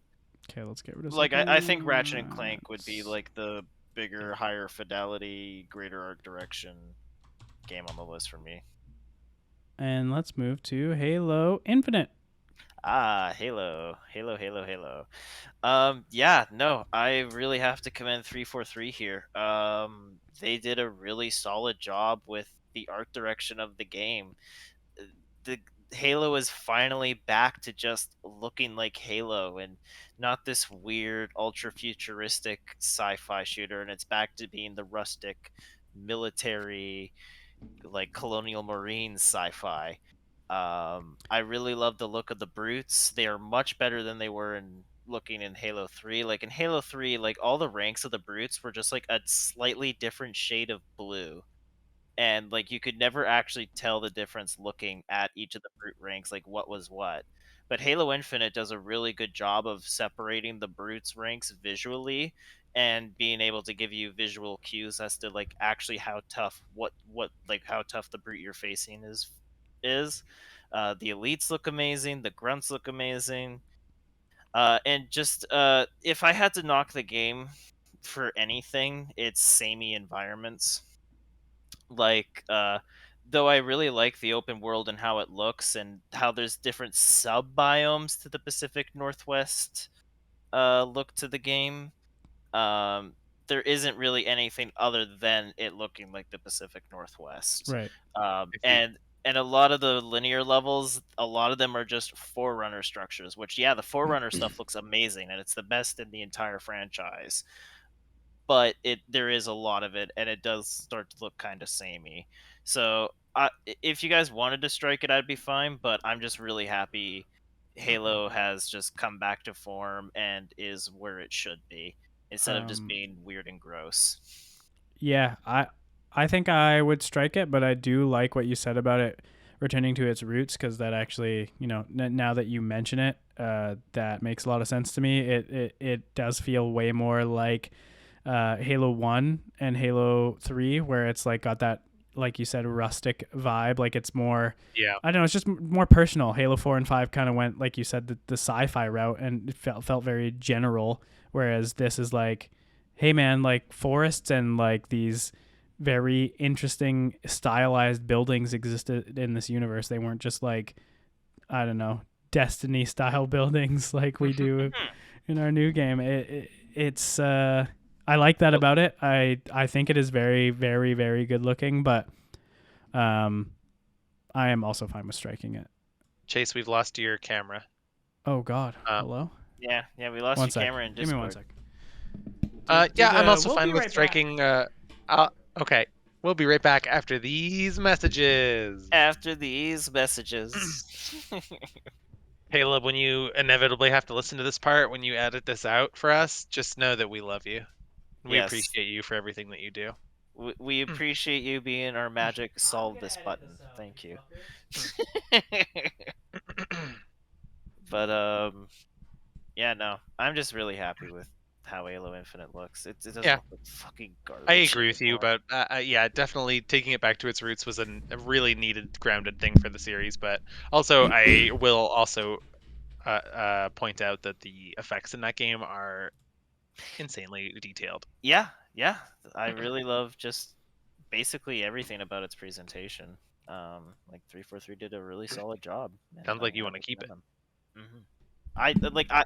I'm fine with striking it. Like I would keep it in my own personal list, but again, like this isn't my personal list. Well, so. it kind of is. It's a culmination of 3 people. So if you want to keep it, I'm fine with that. I just don't know if it'll make top 5. But if you think it will, exactly. Well, like that's the thing, right? It's just like I don't think for us it will. Okay. So okay. All right. Let's strike it. I'm fine with striking it. Goodbye, Bye, Halo. Love you. I'll never play you again. On to Death Loop. This is a strike for me. Yeah, Strike and a half. Yeah, rough. It's not that the game's bad looking. No. It's just I think cohesiveness in it is very good. Like everything looks like it belongs in the same universe, but art style wise, meh. yeah. If I'm going for like a '60s retro style shooter, I'll just play BioShock. in terms of like if I want really Oh, cool art design. uncomparable. BioShock is just way better. All right. I don't think this has bad. It's on this list for a reason. It is How would you, Chase? How would you say that art in Deathloop compares to something like Dishonored? Ooh, that's a good oh man, that is I think Dishonored has way more. I think It's like- Deathloop has better art than Dishonored, honestly. Interesting. I think Dishonored is less like, again, if I'm going to go the cohesive route, Dishonored is maybe more unique and interesting. But Deathloop definitely feels like very stylistic, and it kind of nails that. But I just don't think it does Okay. really more than that. Character design is fine. Yep. Environmental storytelling isn't very strong. It's just the things that they place in the environment that are pretty and make sense. Like, it looks like, and also just might be that I like the 70s aesthetic a lot. That the reason that I am drawn to it. Dishonored for me is just plays incredible. Like, I don't think if I went back there, I don't think it would be in best looking for me. I think it's stylized, but I think Deathloop nails their stylistic take better. Also, they've had more time to practice, so I think the targets are much more interesting in Dishonored though, and more interesting looking. Because like I think the only interesting looking visionary in Deathloop is Alexis, the one with the agreed. dog mask. But other than that, like the way they rest look are is unfortunately, it's fine. I mean, I gameplay wise, I also like the first lady with that has like 8 copies of her or whatever. Oh, Wenji, yeah. And again, I think because of how big this company is now, they have these incredible stylized cutscenes and like graphics that they can put to the game, whereas Dishonored didn't have that. But I just don't think it hangs. I think it's good, but All right. not worthy of top 5. And then Chase, did you want to say a little about Griftlands? I do. Last nominee is Griftlands here. I really like the art style. Honestly, I like the comic book vibe it's going for. The character design is really good. The UI is really good. But again, it doesn't quite cut it on this list. We've had some really, really unique looking games here, and it's not super unique. It's just very, very well done comic book style, with a fun world, like desolate wasteland world that you're exploring, but and some very good animation as well. To note, Okay. Clay also kills it in the animation department always, but it doesn't beat anything up in front of it right now. So yeah, no, I'm willing to cut it, but I wanted to give it a quick word because it is pretty. I'll take from what I played of it, which was like just the tutorial kind of run of the game. I wasn't really connecting with the art style, so I'm definitely fine with striking it. But I don't know if you've played more of it than I have, so I trust you. Yeah, I mean, it's that's the thing about a specific art style like that. It's either gonna grab you or not, and I just felt like the animation really sold it. But yeah, again, I don't think it's up there with these. So we're now down to 1, 2, 3, 4, 5, 6. We have 7, so we have to get this down to our top 5. Let's do the same thing we did before. What is your number 1 nom, everyone? Quick question, Chase. Did we miss or did we mean to remove She Dreams Elsewhere? Oh, I got rid of it. Okay. I just didn't think it was. There's a couple that I got rid of on my list. Yeah, that's fine. It's just on ours, so I thought I would ask. Yeah. What's everyone's number? What's everyone want to fight for here? So we can start to think of the ones we're gonna get rid of. Kai, what's your number 1? I think my number 1 is gonna be Ratchet and Clank. Personally, again, just it's for a lot of games out there, it's usually just like a game's art direction will make it high fidelity, but like the graphics themselves aren't super high fidelity. It's really the art direction that carries those games. Or otherwise, there's like games that you have that are super high fidelity, but the art direction isn't worth a shit. Ratchet and Clank gets both. it's very stylized in what it tries to do. It just looks incredible. There's so many times where I just stop and I look at the environments around me. I look at the different characters and their designs, and just how everything is interesting and varied. And there's never one thing you go to that's like, oh, this is just the crappy looking place. This is Right. the swamp level of the game. Like, no, it's all just brilliant. Um, and I really have to commend Insomniac here. They're really pushing the envelope in terms of graphical presentation in games. Cool. Yeah, let's keep that for now. Ty, what do you think? This is hard. That's what I think. I think That's that's hard fair. now. That's a yeah, I agree. I think from what I'm looking at right now, I kind of want to strike It Takes Two. Oh, hello. That's exactly what I was going to say. Yeah, I'm good with striking It Takes Two from this list. I think it is really environmentally amazing and worthy of like literally like sitting there and being like, wow, like this looks Yeah. so cool. But I think Rose's character model looks a little weird. Yeah, all I three don't of the human character models look a little you funny, mean but you also mean I like don't the really- actual character? Oh yeah, like the, the human character okay, yes, models. I in the game agree. are kinda That weird. is not its strong suit. It never has been. But Yeah. I thought you meant the doll version. I like the No. Rose is the daughter, right? The daughter, yeah. The two Yeah, you're puppets thinking are of May. great. May Like Rose and, is the one that stands out because you see May and the Cody most are of great. Rose. But like yeah, like, as when those they're aren't adults, those are they're kind of great, jank. but I agree. yeah. But man, the game definitely is fucking gorgeous. 'Cause, yeah, its strong suit was always going to be the environments, like 100%. But let's get rid of it. Let's get rid of It Takes Two.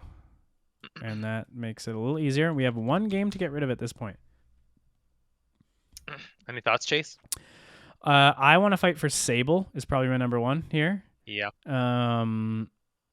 I am fine-ish with getting rid of Backbone. I think for the fifth spot it would be personally between Backbone and Narita Boy. Kai, you would kind of have to weigh in there. I think Inscription's a keeper. I think Ratchet and Clank's a keeper. I think that Sable is a keeper. Personally, I'd probably put Stable in the top spot, followed by Narita Boy, and then Inscription in third. That's my list here. But it seems like we're deciding whether Kina should stay or not. Are That's we? all we haven't mentioned. We don't want to. We don't think. I don't know. I think Kana is better looking than Narita Boy or Backbone. That's what I was thinking too. I'm with you on this one, Chase. To be honest, It's tough though because I also love stylized games like the other ones, but I think it's very much like a Ratchet and Clank situation here, where it's not even just the art direction and the fact that it's high fidelity. It's the fact that it's both. Like, it both is very high fidelity in the art direction, and it looks incredible. I don't know. This is so tough, dude. I don't know. This is fucked. This is fucked up. Like there hasn't really been like a Pixar looking type game that has actually worked in its visuals other than But Kana and Ratchet and Clank kind of hold that same. This is where I'm at. I think Kana and Ratchet and Clank kind of hold the same area of graphical, I don't know, niceness, and so do Backbone and Narita Boy. Less so Backbone and Narita Boy, but Kana and Ratchet and Clank look. I see what you're saying. Very similar, or at least what they're going for. And that, I mean, we don't have to strike one just for that, but that is where I'm at. In maybe we should get rid of one of those. But I mean, if none of us feel strongly, like, I just think Kana is fucking real pretty. I would if really Ty, if you feel super strongly about Narita Boy, I'm fine with probably getting rid of Backbone. I feel pretty strongly about Narita Boy, so we can scrub Backbone. I think it's Backbone. I think like as much as I do love, as much as I do love the way Backbone looks. We're not even saying it's bad. Vancouver, guys, we live in Vancouver. It's literally number 6, so I don't think that's bad at all. No, yeah, I'm fine with it. I'd rather Sable is my choice, so let's get rid of Backbone here. And now we're down to our top 5, and we need to order things. Order them. I'll let you one of you guys throw your thoughts out here first on what you think at least top 3 are here. I think Ratchet and Clank deserves to at least be in the top 3. Yeah, like let's do this. Let's go down the list. Kai, give me your top 3. Ty, give me your top 3, and then I'll give my top 3, and we'll see where we stand here. Yeah. For me, Ratchet and Clank would probably be number 1. Okay. From what I've seen, of it, Inscription, so far, Inscription would be my number 2. Okay. And then from the little bits I've seen, Sable would probably be my number 3, with the honorable mentions going to Kina and then Narita Boy. Got it. Ty? My top 3, as I just said earlier, would be Sable, Inscription, and Narita Boy. And then Kina and Ratchet and Clank are my honorable mentions. All right. For me, it would be Sable number 1, Inscription number 2, and Ratchet and Clank number 3 with Kina and Narita Boy as honorable mentions. So if we take that, we can obviously talk a little bit more about it, but it seems like it would be Sable, Ratchet, Inscription number 1, or those 3 top 3. Okay. And then and Narita Boy and Kina as 4 and 5. Yep. But do you me. like that order? Do you like Sable 1, Ratchet and Clank 2, and Inscription 3, or do you want to? I think that's perfectly reasonable.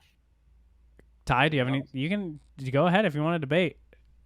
Yeah, I don't know.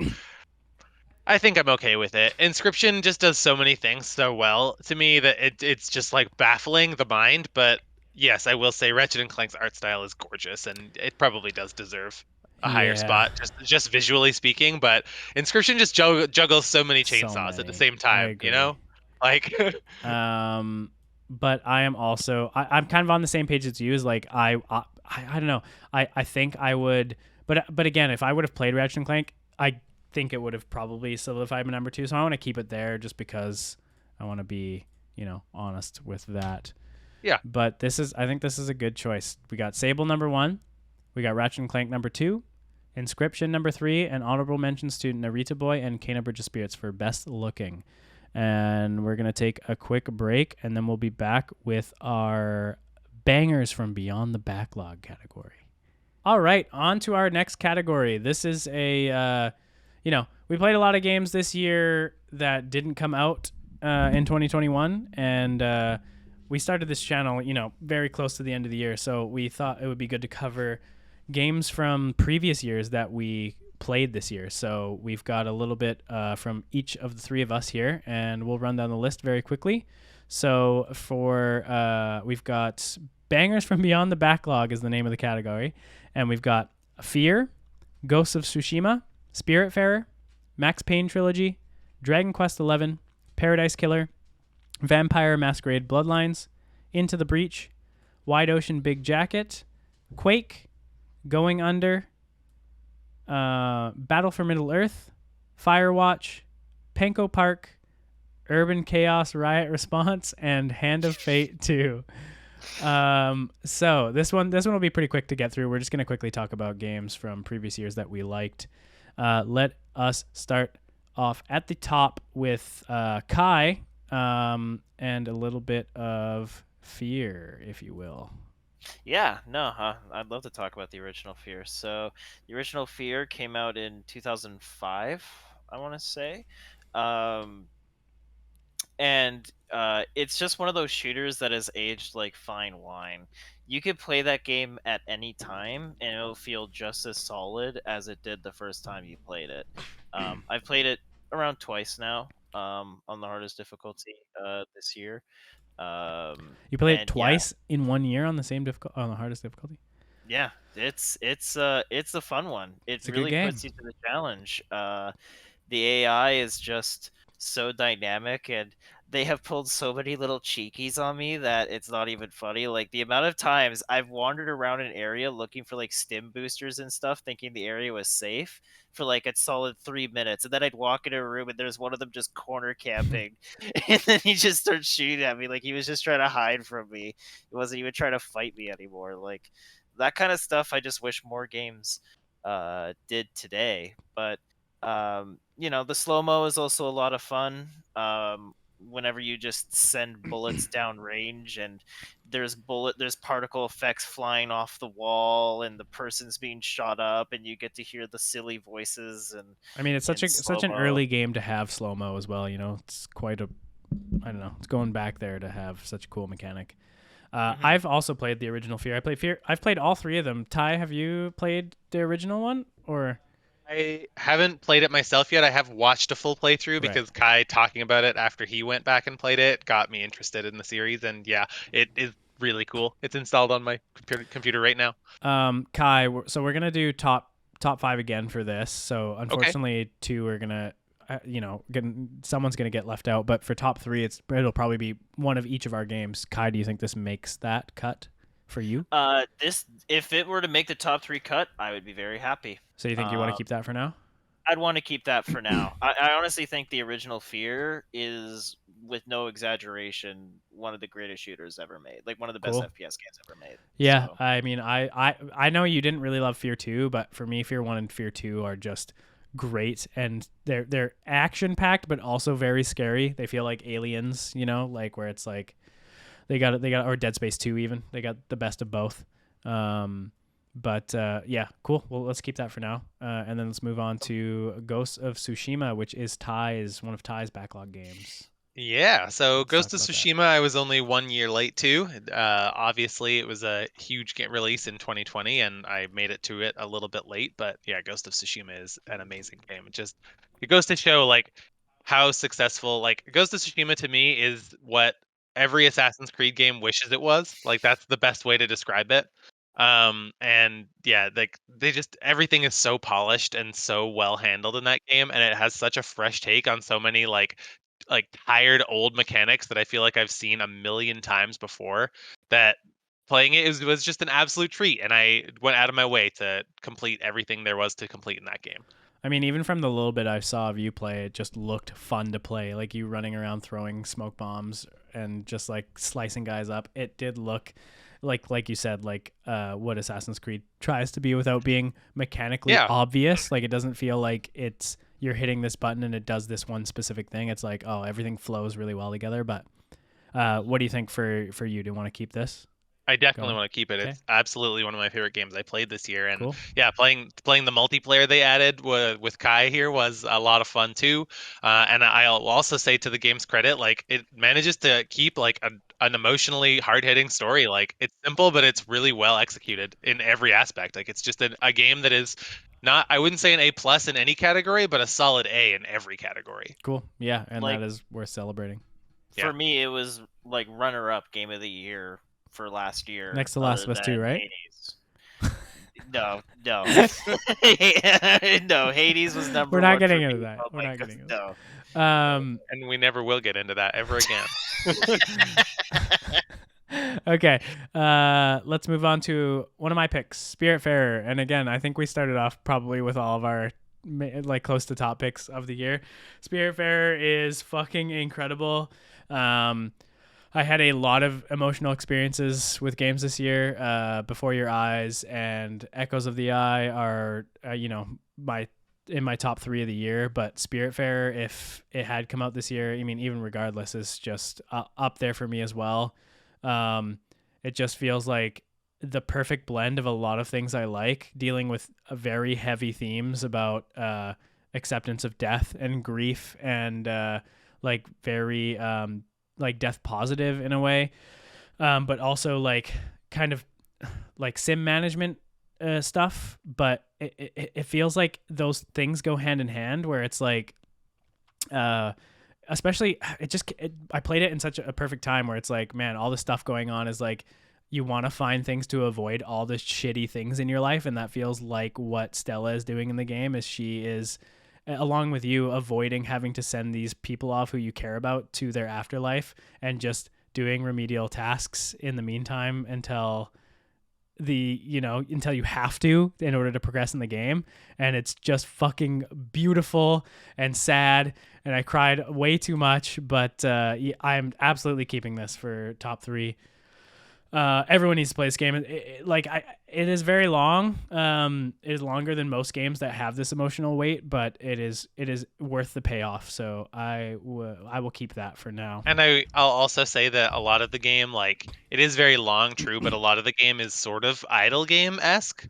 Like, a lot of the game's runtime is spent on the ship, just I like honestly going wish, between. if I had any complaints about it, I wish it was a little more idle game. I wish that the stuff that you could throw, like the cooking feels very idle gamey, but all the other things you have to do on the ship feel like you have to actually like implement buttons. I wish you could just throw things into different buildings and let it go while you sail, you know?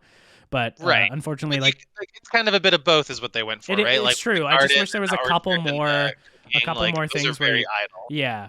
Like I didn't mind some of the mini games, but like when it came, the one I really didn't like was the making the iron ingots. I just was like, fuck, I've got to do this again. But obviously, I'm gonna have complaints regardless if I think it's a masterpiece. But some of the other mini games, I would say, like for example, like catching lightning, I feel like is a really great mini those game. are all those little things. I also agree because those are also those are great. But okay, let's move on to this dumb image of Max Payne. But we've got the Max Payne trilogy, specifically 1 and 2 for Kai. Yeah, because those are the ones that I specifically had played newly this year. Yeah, this year, yeah. But 3 is actually specifically my favorite in the trilogy. I would agree. I really love this trilogy.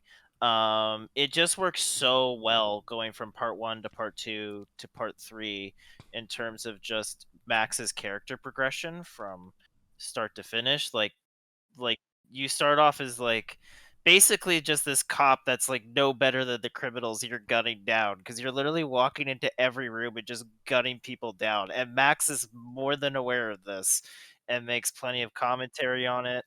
And then by the end of the trilogy, Max is a completely different person, and he's able to find peace within himself. And I found that character journey hit me emotionally, man. Like I actually cried at the end of Max Payne 3 this time around.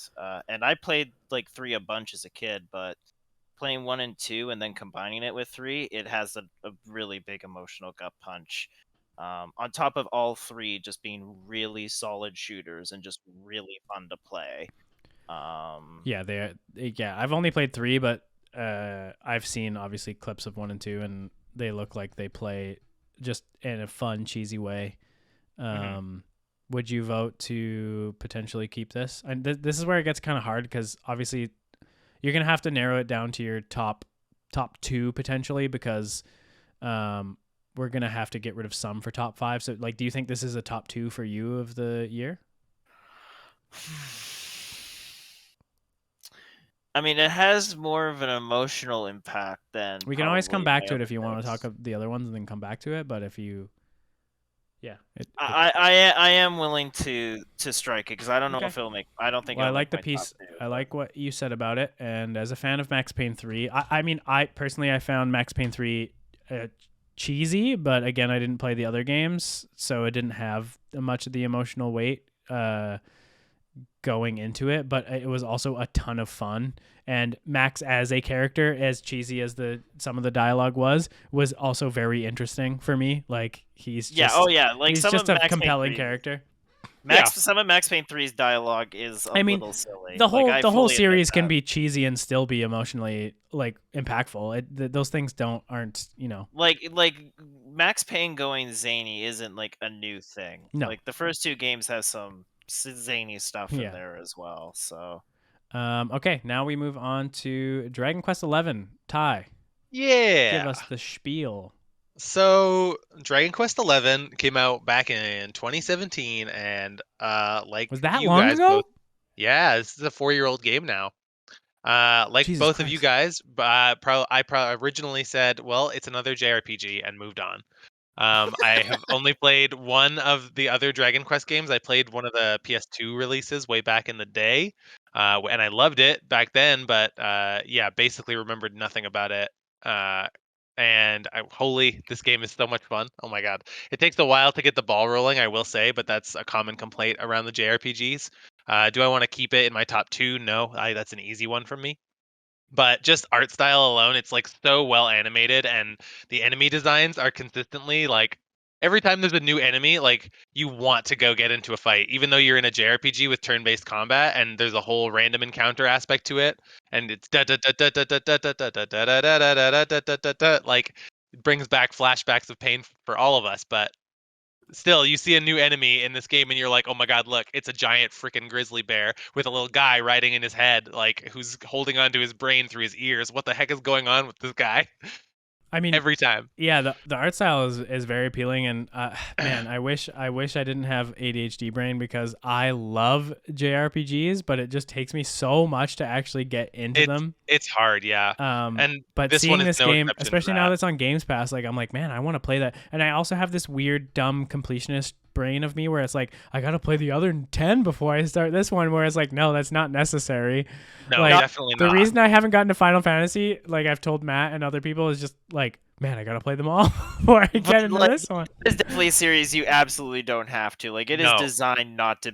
I know. I need to somehow do like that. exercise that ghost from me so I can Because enjoy. like the only one that I played is 14, and I love 14. Yeah. Like 14 Yeah, is I mean, incredible. I've played quite a few more than that, and I will say, like, if you do have that legacy experience, like, they definitely include gags and jokes that only fans of the previous games would really appreciate in every game. Like in every new Final Fantasy and in every new Dragon Quest, like there's always a lot of nods and references. But if you're going in fresh, like if any of these games are your first in the series, they're still going to be great times. Yeah. But as long as you're okay with that turn-based combat, baby. I love turn-based combat. Turn-based back and forth attack defend.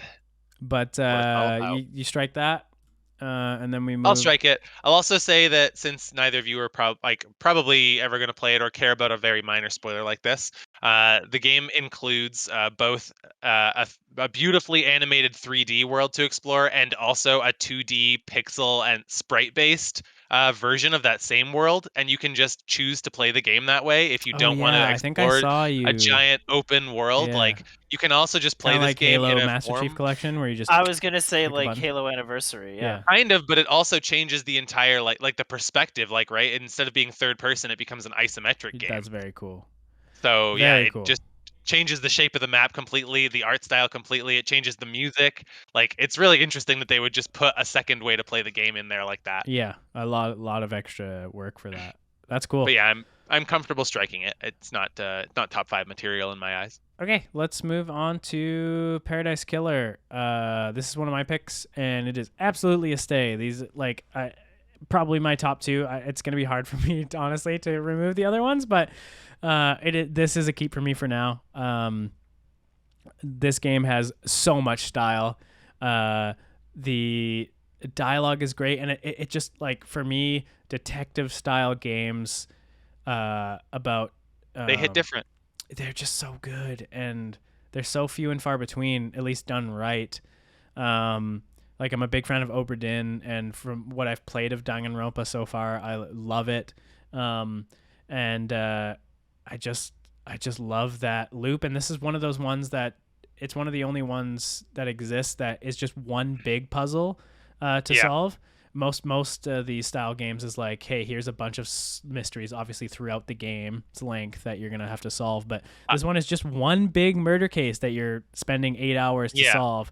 I've got to add on top of all of that too, like Paradise Killer's world itself is so interesting. As soon as you get thrown into it, like you just want to soak in. I want to play like multiple more games set in a similar type incredible. environment. It's one of those. Right? It's one of those games where, like, I wanted to write a video about like places of comfort in games, and the Paradise Island is one of those where it's just I could just walk around and like, it also has this other part of the gameplay that most of these style games don't have. Like a lot of these style of games, which is fair, are very methodically slow-paced, either point and clicks or very slow walking style games. The Paradise Killer has like double jumps and dashes, and like you can just like, work your way around the environment. Skirting around the city part of the fun. So much fun, and the music is banging in the background while you do it, and just this game is very good. The art is very good, and it all culminates the final puzzle when when you finish that, it feels very satisfying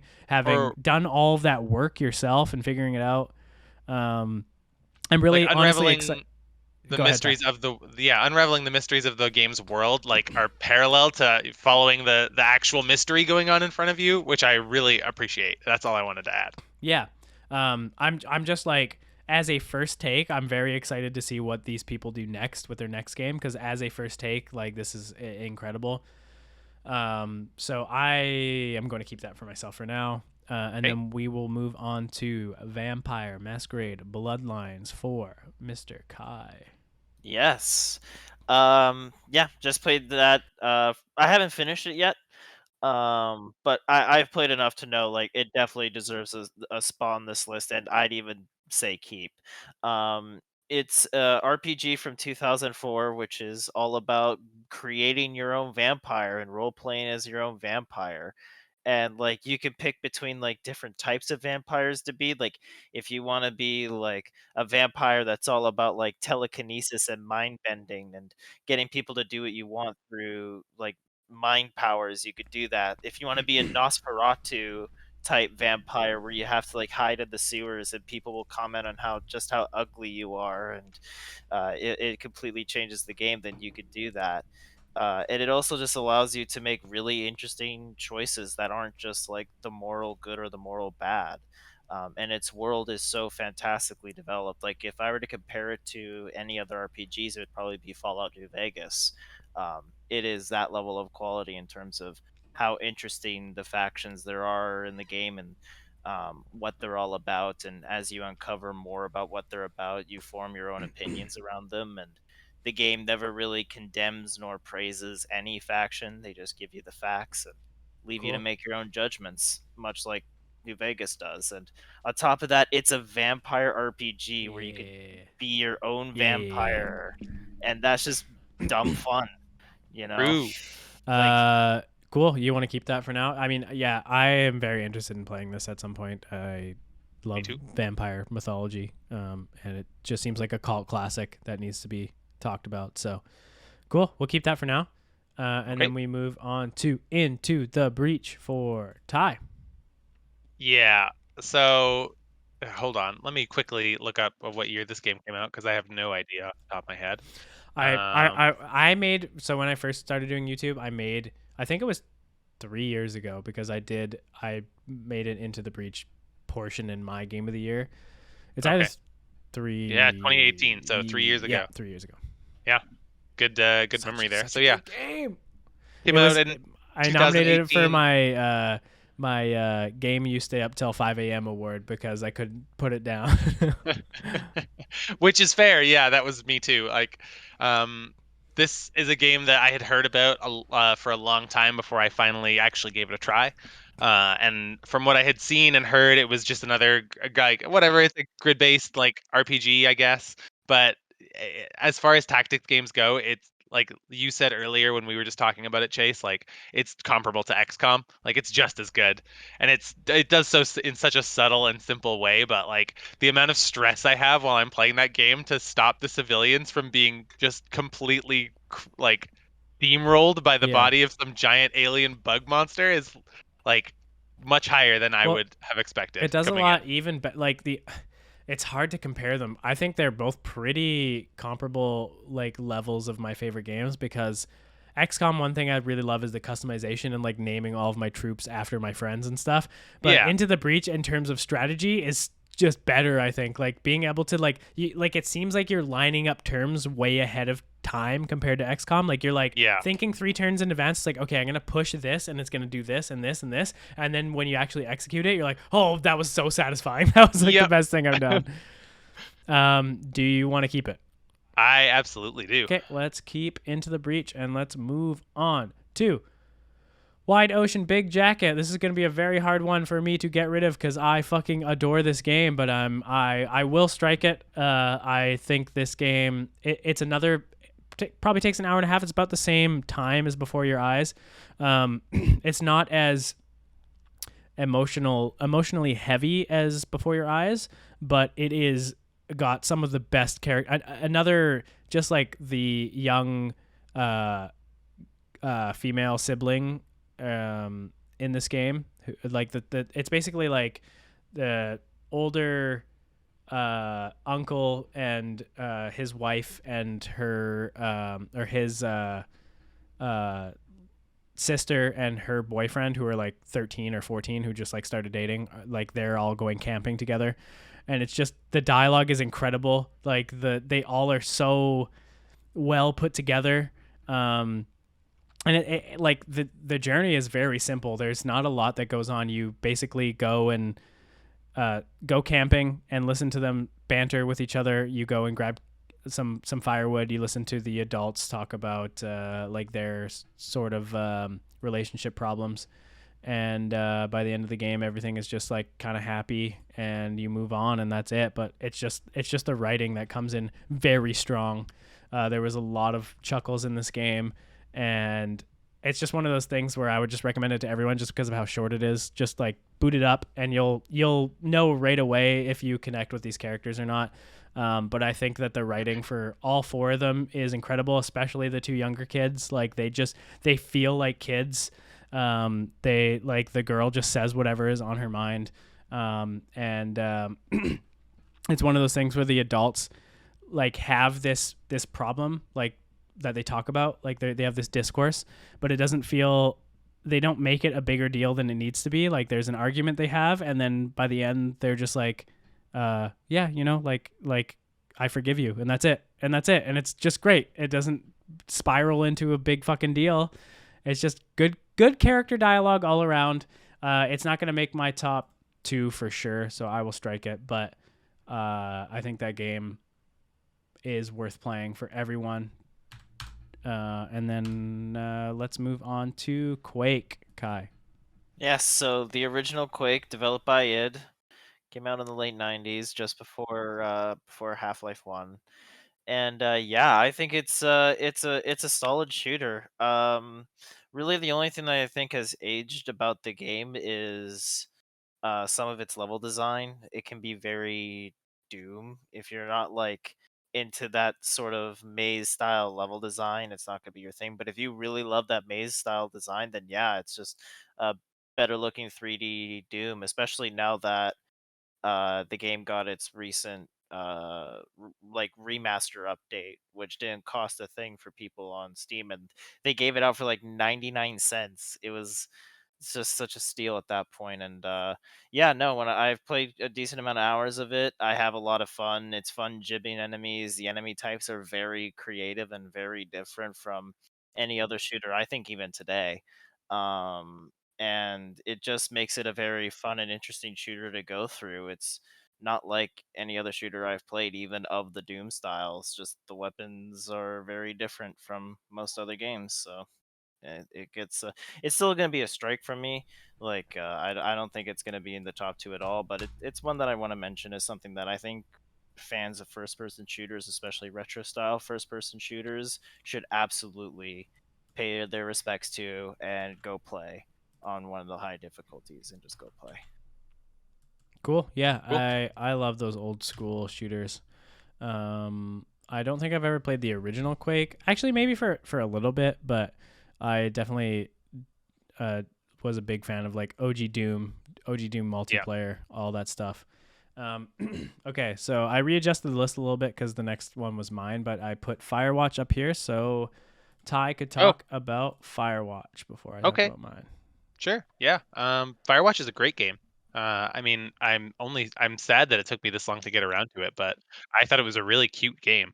I think Chase has played this and Kai has not, correct? I have not, though it's one on my list of ones to try. Yeah, I mean, it's a cute little game. And I don't really know how to describe the story of it without spoiling too much, but the story is a little more grounded and heavy, but compared to like the art style, I would say, like it yeah, the art style is very pretty and just like a joy to watch throughout the entire game. Like it's always like, beautiful in the forest, but the game is cute until you get to the end, and it's like very realistic and grounded. It's like, oh no, this huge conspiracy you thought about is not. I don't know. Again, I'm not gonna get into too much spoilers either, but it's like very. Oh wow, yeah, this is just reality. This is fucked. Yeah. But definitely a strike from me. But okay. but you did Just the enjoy whole it. dynamic between the main character and the girl in the other tower um, is really enjoyable throughout the whole Mm-hmm. experience. And like, there's a lot Good of voice little acting. optional side stuff, and yeah, great voice acting as well. And yeah, tons of little optional side stuff that really had me chuckling and smiling when I was playing it, tracking down that freaking raccoon. But Yeah. yeah, Cool. gonna let that get struck. Okay. Yeah. What's next on your updated list? Next up is Going Under, which is a nom for me. This game was a lot better than I expected. It sort of like solidified a place in my mind as the year went on, where I just kept thinking about it, kept thinking about what was working with it, kept thinking about what I liked. I got to play it at PAX a couple years ago before COVID, because it's by a Seattle dev, and so they were there, and it just like is a very interesting like Hades like roguelike kind of game, with a little bit more jank to it. There's some areas that don't quite work, where it took me a while to get through certain areas because I felt like I was just like, well, this is just a lose situation. But it does a like Silicon Valley satire humor that actually works. Like it critiques startup culture and like that kind of environment very well, which a lot of mediums don't do very well. But just general like workplace parody very well. And I really like the art style. If this was nominated this year, it would definitely be. It's like fucking Play-Doh meets, I don't know, something else, but it's very cool. The characters are great. And like I said, I had like one hurdle with the game, but once I got past that, it's just very fun to play. It's got like ragdoll physics and just like a lot of like every good roguelike stuff where you feel like you're breaking the game, where you add these certain elements together and it's like, oh shit, this doesn't feel like it should be working, but like my build is broken now. But I'm gonna strike it. But it is very good, and if you have time to check it out, it's a shorter roguelike to beat, but it's a good game. But bye bye. And now we move on to Battle for Middle Earth. What a gem! Yeah. Yes. What an actual old gem. Yes, it is definitely an old gem, but I think it's a game that has aged very gracefully in terms of how it plays as an RTS. Um, it's just so much fun to build up your Lord of the Rings armies, whatever faction you're playing, and just go out and fight the other faction. It's fun to get your orcs and your trolls Yeah. together to go and Yeah. beat up some Gondorian See them soldiers. all Like, flying around the battlefield. But I also love the campaigns for the game, both the good and the evil campaign. I love how the good campaign is basically a recreation of the trilogy, but as an RTS. And you could do some fun things like save Boromir at Amon Hen, make sure he doesn't die, so you can have him for the rest of the trilogy, and just how you conquer the map and decide, do I want like another PowerPoint so I can unlock this new cool ability for the rest of the campaign, or do I want more command points so that I can spawn more troops out on the battlefield? And then those lead up to the Battle of Helm's Deep, and you could either do that as like good or bad. So if you always wanted to burn Helm's Deep to the ground as the Uruks, you could absolutely do that, and I can't really say that about too many other Lord of the Rings games. Uh, and yeah, no, I think even as long as you can forgive some like weird model work, I think visually it's held up really well, and it helps that most of the movie cast is in the game. Like you have Ian McKellen Oh doing the damn, good I didn't know campaign that. narration. You have Christopher Lee doing the evil campaign narration. All the hobbits are their movie actors, and you have John Rhys Davies. I think the only impersonators are for like Aragorn and Legolas, and you can kind of tell, but it's these guys in their prime, like while they were still shooting the movies, like right then. So their That's very performances cool. are absolutely solid. It's just a lot of fun. If you're a Lord of the Rings fan, it is a must play. I'll still Yeah. strike it, but please go play that game. It deserves your love and attention. And more people know about the second one than the first one. Yeah, I definitely played both, but the second one was just, it's one of those ones where it's like, oh, it's just very much polishing the first one, but they're both very good. All right, next up we're back to Ty for his last game on the list, Hand of Fate 2. Okay, yeah. Hand of Fate 2 is going to be a strike. I've already got my top 2 up there on the board. But man, this game is so much fun. Like, there's something fundamentally satisfying to me about like any video game that replicates a D&D style experience of a narrator like sitting across from you at a table and describing your place in the world and the story that you are in. And yeah, the way this game goes back and forth between like Batman Arkham style combat of like mash square and then hit counter when the flashing light comes in. Um, but then zooms out to this elaborate card game with like dice and a spinning wheel of torment and pain, and like this old man sitting across the table from you just making basically 0 sense as he rambles on and on and on. And it's a magical game in my mind. I love it. You guys should definitely play it. Cool. Yeah, I definitely had some I think the first one was on Games Pass way back in the day, so it's good. I to played see them that both, for the record. they're both good. Yeah, I enjoy them both a Cool. lot. All right, now we are on to we have 2 more. Kai wanted to add a little extra one, but I'm gonna go with mine right now, which is Panko Park, which is also, oh my god, tiny image, also gonna be a strike. But this is like just a great version of Pokemon Snap with a bunch of quirky, weird characters, and Repenkos. little Panko guys. It just plays like Pokemon Snap. You're in a little cart and you go through these different environments and take pictures and find out more as you go along. But Pokemon is just oversaturated for me now, and I just don't care anymore. And it's nice to see a game that I loved as a child, like Pokemon Snap, the original, be replicated in a new environment with just, these weird ass looking little dudes who you look at and you're like, what's going on here? And it's got some cool environmental puzzle solving like old Pokemon, where you throw certain things at the little Pankos and see how they react, or grab certain things in the environment and see what happens. And it's got quality of life stuff that improves old Pokemon as well.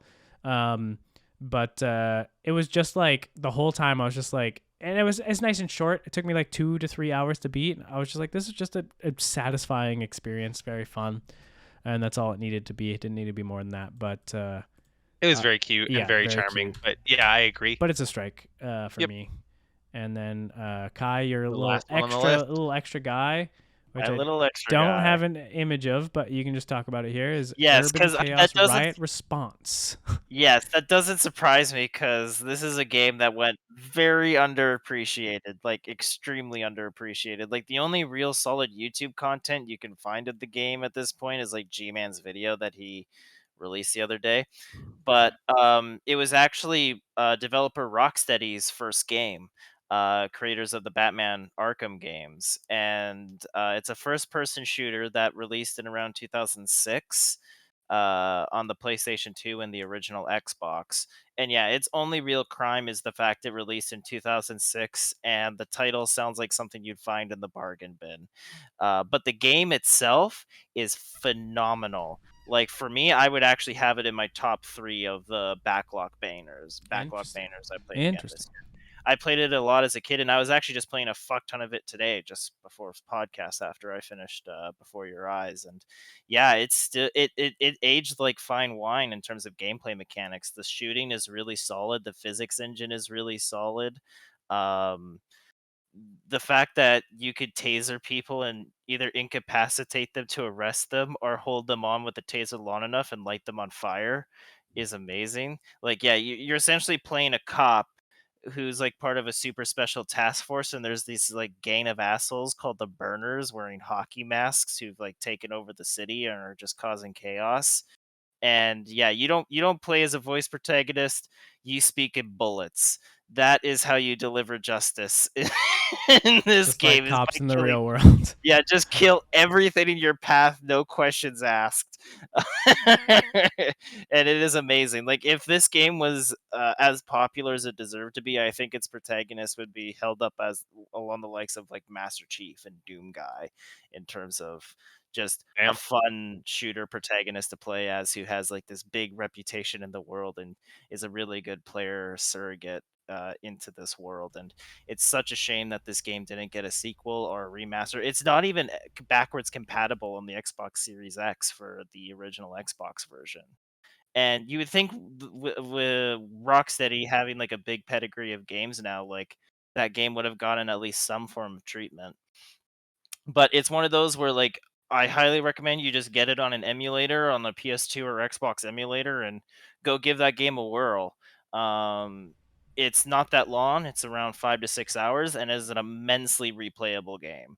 Like, every facet of the game is designed for you to have fun and be able to think, "Oh, I can't wait to replay this," and have a lot of fun with this. Just a really fun, solid shooter, and just went extremely underappreciated. Cool. Do you want to strike Nice. it though? Hmm? Or do you want to keep it? Strike or keep? If since I already have my top two up there, I'm gonna say strike. But Bye. it is in my top three. It Cool. is number three for me. So So we have one, All 2, right. 3, 4, 5, 6. 2 each. I've got. Oh yeah, we do have 2 each. Okay, this is where things get difficult. Someone's gonna have Where to strike things one of get their games. interesting. Let's talk about where we think things are. Let's talk about. Let's first designate what everyone's number one is for themselves. Kai is your number one fear. yeah, my number one is fear. Ty is yours ghost. Yeah. Okay, mine's Spiritfarer. So we have those 3 near the top. And then we have to get rid of one of these 3 on the bottom. We're just bullying someone in this call. Well, it's just gonna how be it- how it's gonna gonna be go. Kai because Ty, What the hell? me and you have played Into the Breach and Paradise Killer. Yep. Yeah. Sorry, So Kai, Kai. unfortunately, yours has just gotta go. As much as I respect you for going back and playing Vampire Masquerade: The Bloodlines. Well, you know what? It just shows how ignorant you two are. So in the end, I win. Maybe it does. Maybe it does. If you want On to, if you our want to list- see it that way, buddy, that's fine. I win the moral victory. Okay, I stand proud. Whatever you I'm say. I'm kind of fine with just because this is a debate that isn't even about this year. We can just make these 3 be like gold, you know? Yeah, just like, because look how many we omitted, right? Like, I think this one having Make a those top 3 gold 6 and make these 2 honorable mentions. I'm fine with that because it, we didn't. I don't know. Like, Yeah. we basically said what our favorites were, but I think These are our really 3 favorites. They're different for different reasons, but yeah. But like, I'm good with like for what would actually be at the top being either like Fear or Ghost of Tsushima. Like, Well, either one. I'm good with it being Spiritfarer, so yeah, so fuck you. bam. I'm good with it being Ghosts or Spiritfarer. So yeah. so So then Kai, you it- lose again. Well, only Fear, just Ghost. Ghost is a win for me. I played that game like yeah, 4 so it would either times be now, Ghost or so- Spiritfarer, but whatever. It doesn't matter. This order is whatever. It's fine. We'll move on Yeah. to our last category of the night, which is great idea, poor execution. And we don't have too much on this list, but we will take a quick break so I can grab a beer, and then we will come back. All right. And now we are on to the final category, great idea, poor execution. So these are, ideas in games that we liked, but just didn't quite hit the mark. We don't have too many for this one, but what we have is the ammo system in Far Cry 6, Destruction All-Stars the game, looping in Deathloop, the card system in Back 4 Blood, the tone in 12 Minutes, the debate system in Grifflands, shredding while walking, the Artful Escape, and the Emmy in Metroid Dread. Who wants to start? ammo system's at the top, so I guess I'll start. with the ammo system in Far Cry 6. So, yeah, with Far Cry 6's ammo system, like, people complain that, every Far Cry game is the same. So Ubisoft wanted to change things up a little bit by having customizable ammo types for any one of your guns. So it really turns, like, what the system is meant to do is to turn your weapons into basically whatever you want. Like, if you want to have a shotgun that shoots like fire ammo, great, do that. If you want to have a pistol that shoots mind control bullets, sure, do that. If you want like an explosive SMG that's great at taking out vehicles, you can do that. The big problem with the system is most of the niche ones I just mentioned, like the fire and the mind control bullets, aren't really effective. They don't really do much. Like the fire one doesn't do as much damage as the armor piercing rounds to basically any target in the game, even ones weak to fire. And the poison mind control, while great and great idea, the problem is in order to get someone mind controlled, you have to get them to so low of health that when they actually start turning on their comrades, they just get instantly shredded because they have little to no health. Yeah, that And seems like a similar a system I've seen in other games. That's like, oh, get them down to this amount and then turn them, and it's like, well, okay, well, what's the point? They're just gonna die. yeah, Yeah. exactly. That's exactly the problem. So like, and like there's the soft target rounds which like are meant to be better against targets not wearing armor. But then you use the armor piercing rounds, and it literally does the same amount of damage to unarmored targets. So, like, there's actually no reason to pick soft target rounds. It's completely superfluous and pointless. Basically, the ammo system comes down to you're either going to use armor piercing or you're going to use blast rounds, because those are the only two practical ones to actually pick. So, what ended up what Ubisoft tried to do to create more variety in the game actually just ended up doing basically nothing and just ended up as kind of a wet fart. I mean, I like the idea of it, right. but the execution of it could have been done a lot better. Do you think that sticks on the list? Yeah, I think it's 6. What would you Um, change about the Well, way the ammo system works? it's mainly just making the other ones feel more useful. Like the fire ones should really not feel like I'm hitting most enemies with flea bites and and like shooting milk duds at them. Like I don't want to feel like that when I'm shooting a weapon. I'm It's just gonna that go bad, for huh? armor piercing. Yeah, it is that bad, and I'm Okay. just gonna go to armor piercing and just get the headshot and kill them. Like there's no reason not to do that. And the mind control ones, the poison ones, well, again, great in theory. I would make it so it's much easier to actually get the domination going and make it so that whatever enemies you control get certain buffs to make them a little bit stronger so they last a little bit longer in the fight against their friends. And then that way I actually might consider, choosing the other styles of weapons and just omit soft target rounds. They're pointless. Um, just get armor piercing. yeah, I mean that sounds pretty dumb. So Mhm. let's keep it for now. Mhm. Destruction All Stars is a game. It's a video game that came out this year. True. Basically the whole game as a premise, I think, was a good idea. I used to play a like derby smash up game on the N64 a lot when I was a kid, and seeing that kind of making a resurgence was very cool. But I don't know, it felt like they were like, hey, Fortnite is successful, let's combine that with our game, and it's got this weird characterization to it that doesn't work, and they try and add a little bit more than it needs, like being outside of your vehicle and having to dodge the cars and stuff, when all it really needed to be was a game where you smash cars into bits by running them into each other. um, and I just didn't like the direction it goes. I don't think it's like a very middling. It's not like, oh man, this idea was amazing and it was executed incredibly poorly. It's just like, it was a good idea because I liked it personally, and it was just executed. Like, I mean, some people liked it. It's not like a 2 out of 10. So I don't think it hangs here, but personally, I was like disappointed by the direction it took. The character design is very, you know, It just sounds like I'd much rather play something like Wreckfest instead. Yeah, there's just I don't know. That like they tried to inject personality, but by doing so they made it like the personality of like so many other games that exist already. Yeah. So I'm gonna scratch that, and then we move on to looping in Deathloop. Yeah, you and me go can to talk the about this content one, share. Chase. Yeah, 'Cause- yeah. Again, I honestly am fine with striking this. I think that it wasn't executed.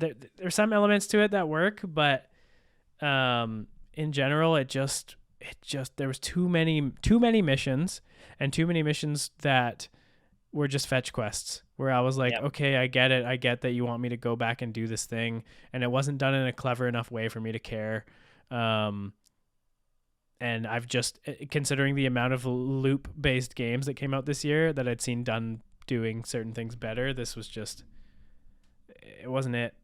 It really doesn't help you keep going to the same 4 environments Mhm. over and over and over again. Yeah, Like, that I is don't a care huge- if you cover it in Yeah. snow. It's still the same environment. And not enough changes in those environments to make it, worth coming back to.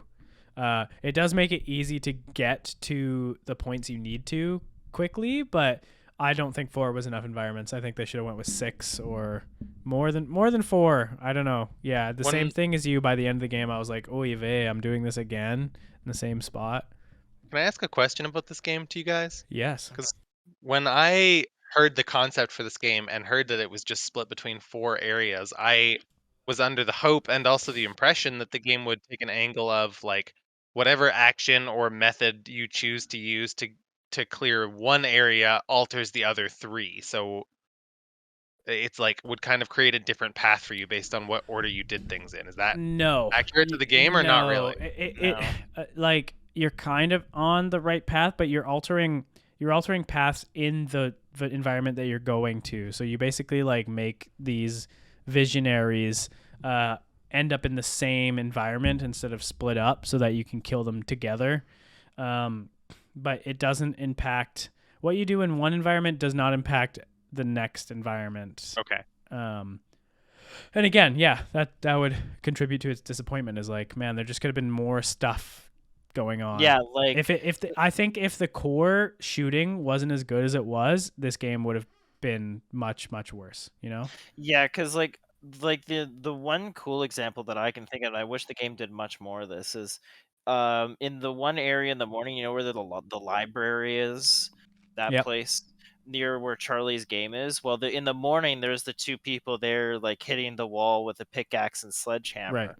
And if you kill them and come back to that area later on in the day, there will be no hole in the wall. But if you leave them alone and then come back later in the day, there's a big hole in the wall, and it opens up an alternate path you can use if you come back there later. I wish the game did more stuff like that. That's where, cool. like, Yeah, it took that advantage is of cool. time stuff. And again, it does some things like that, but it's just not enough for me to I don't know, take notice. Mhm. But I don't know. Do you think it hangs on this list, Kai? We can I keep it- I think it's one we should stick with, just Sure. because on the level of disappointment rather than just straight up. Sure. Yeah, kinda we'll keep it bad. for now. Yeah. And then we go to the card system in Back for Blood. We can all talk about this a little bit. At least. Yeah. This game, I think this would have been more impactful if the game itself was good and the card system didn't work as well. But the fact that the game is also mediocre makes this less impactful. But the idea was definitely there, and I've seen it done in other games better. But also, we have to admit that we haven't played to the end game. But me and Kai, before this podcast, looked up the cards that you like, the best cards in the game, to see what they were capable of doing, and it's all stat boosts. There's no like Dead by Daylight does a similar thing, but it really changes a lot about the game. Like there's cards that there's cards that like make a bunch of make fog in the environment, so it's harder for the killer. There's cards that make it really dark or really light out, so it makes it easier or harder for the killer. There's things that actually change a lot about how the game works. Whereas this, it's like the top cards are like, hey, here's an extra revive, or here's 30% critical hit, here's 20% melee damage. It's like stuff like that, when it would have been so interesting to them to implement weird and crazy stuff that actually change how you play the game instead of just stat boosts. Go on too, like, because another one of my big complaints with Back for Blood is the characters and the writing in the game. And if they had tied the card system into the different character personalities, it might have helped contribute to that like more campy, like schlocky movie kind of style they go for, you know? But instead, the card system, I don't know. I feel like it takes way too long to even get interesting stat boosts, because when you first start the game, you have nothing when it comes to cards, you have right? some basic ass cards. So like, I don't know. I would have wanted to see like more interesting cards for sure, a la Dead by Daylight, and also like a quicker introduction of the interesting cards. Yeah, if that makes sense. Yeah, I agree. But it's a cool idea, like, right? Like to add like some like almost a perk like system to Left 4 Dead. Yeah, that's the thing. Like that would make Left 4 Dead, as much as Left 4 Dead is already incredibly replayable, adding like a system that kind of, you know, changes how you play the game is a great idea, but they just didn't do enough with that system. It's just very very safe. There's not a lot of interesting things going on there. I also think it doesn't help that like a lot of the rest of the game's mechanics just feel just kind of like tacked on. Like it's just another thing on top of another mechanic on top of another, like the weapon attachments and the store, and I just think it's too much. Yeah. And the card system just feels like another part of that being just too much, and I think is the most egregious example of just like how just unfocused the game really is. Yeah, and it unfocused doesn't really is know good. what it wants to be. Yeah. Do we think that we should keep I it? say strike it. Strike it? Okay. Kai? Yeah, I say we strike it. Yeah, worth talking about, but again, if the game, I don't know. If it was worse, I would. If it was a worse game, I'd probably put it on there. But like, or a better game, like if a better game with a bad system, you know. Yeah. But it's neither. It's just a very medium, and you know we knew that from the beginning. I think none of us were very like, let's go Back for Blood. I mean, maybe first announcement trailer, but after that, we were like, okay, this looks like, I don't know, what are you doing? This looks like different? a zombie game, all right. you All have right. a gun and you shoot zombies. Next up is one that I am definitely going to keep. The tone of 12 minutes is just all over the map, and I think this is something. Man, I could talk about this. Can I ask you something, Chase? Sure. Let me prompt you on this one. Give me the goodness. What in 12 minutes is the great idea to you? It's not. I don't know. It's not necessarily that there needs to be. Well, you nominated this game for great idea, poor execution. So start with the great idea. Okay, the great idea is like having a, I don't know, doing a looping game that isn't just a self-aware comedy that pretty much every looping piece of media is, like even going to Deathloop or Groundhog Day or Spring, whatever the movie with Andy Samberg is. Basically, every looping game doesn't feel like, or looping piece of media doesn't feel like it has a serious tone for good reason. But it really felt like this is what they were going for, especially in the trailers. Like if we watch old trailers, I know I was excited for this game before it came out. I was like, oh man, this is up there from one of my favorite, like possible favorite games of the year. It looks very, very serious. So they got really good, high quality voice actors. I love the direction they're taking it, but then it just fell very, very flat on its face because it doesn't work. It just doesn't work. If you're gonna do a game like this, you have to have it like very hyper scripted, where I don't know, things play out a certain way, or remove the tone of seriousness and make it like Hitman in tone, where it's like serious, but it knows that there's a bunch of silly things that can happen. This game doesn't feel like, it feels like, the best way to describe it is it feels like the community is in on the joke, but the devs are not. Like the devs didn't want it to be funny, but all of the players are like, this shit is hilarious. How did you not see this? Whereas Hitman, the devs feel like they're in on the joke, and maybe I'm just wrong, but I mean, everyone else thinks that about this game too. It feels like a so bad it's good kind of movie where it's like they tried to make this serious, dramatic, artful game, and it just I fell so flat. Like, there's things like, man, I talk about so much. Like, some of the biggest things is just when you discover new things in the game, it doesn't it gives you those options no matter what you say previous. So you could like be like having this romantic moment with your wife and then immediately switch it to like a very serious like tone, and your character doesn't like slowly work his way up to there. It's just like, oh man, like this is such a great moment with you, and then it's just like hyper serious, and then your wife is hyper serious, and the tonal shift is just jarring as hell, and it's funny. It turns out to be funny, and it definitely wasn't purposeful by the devs. That's what happens when you try and make a dynamic game. It's just like you have to realize that your audience is gonna have a bunch of trolls who are gonna break it, and if you don't fix that shit, no one can take it seriously. Like, that's something that Outer Wilds and games like that do very well, is they have this tone that they're going for, and they nail it because they don't, they only give the opportunities that they want for the rest of the player base. Whereas this, it's just like, hey, you can do this ridiculous stuff, even though it breaks the tone we're going for. You can do it, and it just winds up being so silly and ridiculous. And I wish it was a good dramatic piece of media, but I'm also happy that it's just schlock that I can watch on YouTube and watch a bunch of people make fun of. But yeah, I think I want to keep it because it was a great idea to have a more dramatic story in a game that deals with a time loop, but they just executed it incredibly poorly. It's kind of the laughingstock of a lot of the YouTube community right now. And this list is kind of short, so I feel like keeping it for now. Sure. Did any of you guys play Grifflands? I played a little bit. Yeah, I'll talk about this just quickly. It's going to be a strike, but so there's two. Basically, the way this game's work is it's a deck builder roguelike game where you kind of get different cards as you play through the game, choose the ones you want, and build a deck that works for you. But there's two different decks you can build. You can build a combat deck and then a like interrogation debate deck where you try and work your way through conversations instead of battling.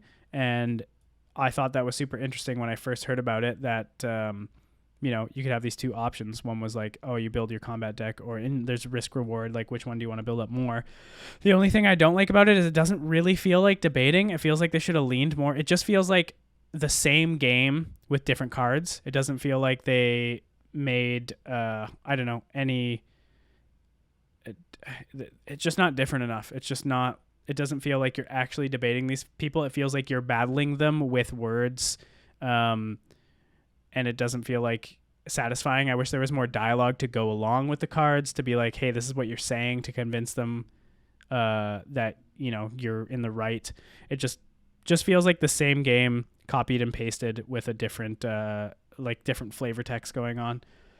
But it was an interesting idea. I like the idea of having multiple decks you have to build up in a roguelike, but I just wish that the combat deck versus the debate deck felt differently. But at the end of the day, you're really dwindling down hit points in both. You're like defending your side while attacking the other side in both versions of the decks. You're not really actually debating.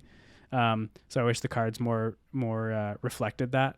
But yeah, I will delete it. I hope they, it's something they can improve on, and it's not egregious enough for me to keep on this list. But, okay, yeah, sorry. This is another one of mine, shredding in The Artful Escape. So, yeah, the whole premise of this game is you're turning into this Space Odyssey guitarist, and a lot of the game is walking through environments and just going at it on your guitar. And it just feels like a walking simulator while you mash A, B, Y, and X in random order. It doesn't feel like you're actually... There's just not enough gameplay going on here. I thought there would be a little bit more. I still enjoyed the game, but it literally just feels like for the majority of the game, you're just hitting random buttons on your controller to make the guitar shred in not super satisfying way. And then during the big set pieces, you're literally playing Simon Says. So there's not a lot of depth to the actual rhythm part of the game. It's just it's essentially just an art piece with some music tacked on. I'll also strike it because it didn't offend me that much, but I just wish there was more going on in this game. It's very pretty, but I was just walking and mashing buttons on my controller basically the whole time. So could have been more going on, but oh well. Oh man, we're down to 4. We cut this too short, but it's a short list, so that's fine. Let's just narrow it down to top 3 for this one. Ty, you want to talk about the Emmy and Metroid Dread? Yeah, I was gonna say we have one more to go for. It's not just 4, right? Or do we have only 3 so far? No, we only have have 4, 3 but picks. we can cut it down to 3. Alrighty. Yeah, I'll say my piece about the Emmy. The Emmy is the robot from the trailer of Metroid Dread. I know neither of you guys have played it, but you've seen the trailer, I assume. Yeah, I know with what they're about. All the Game of the Year talk. Yeah.